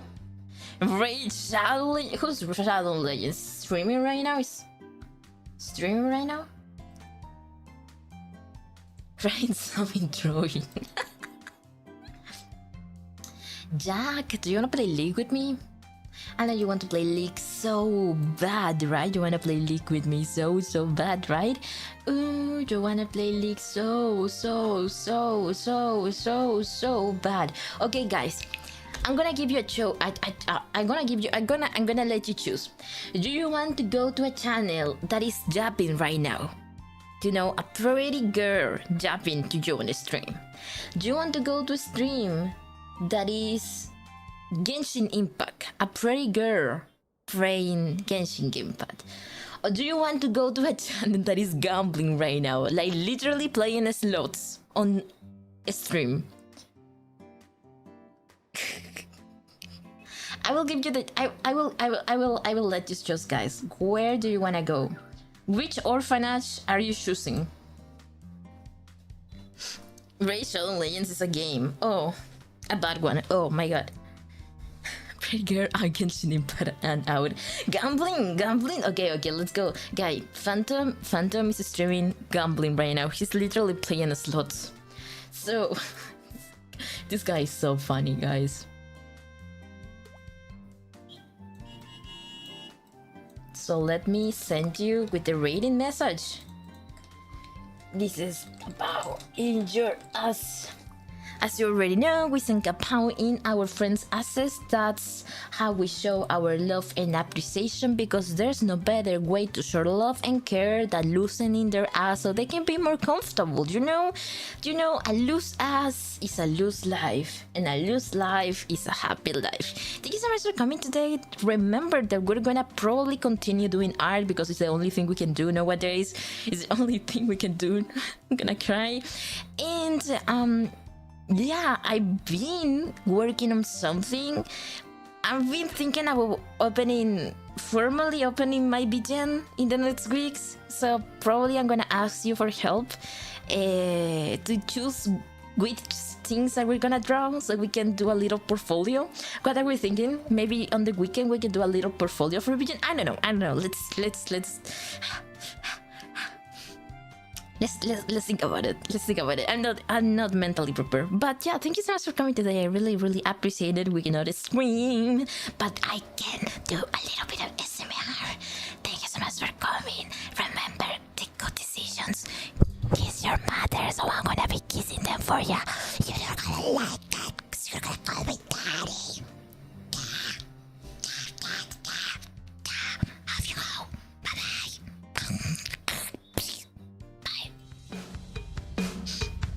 Oh god, I'm crying.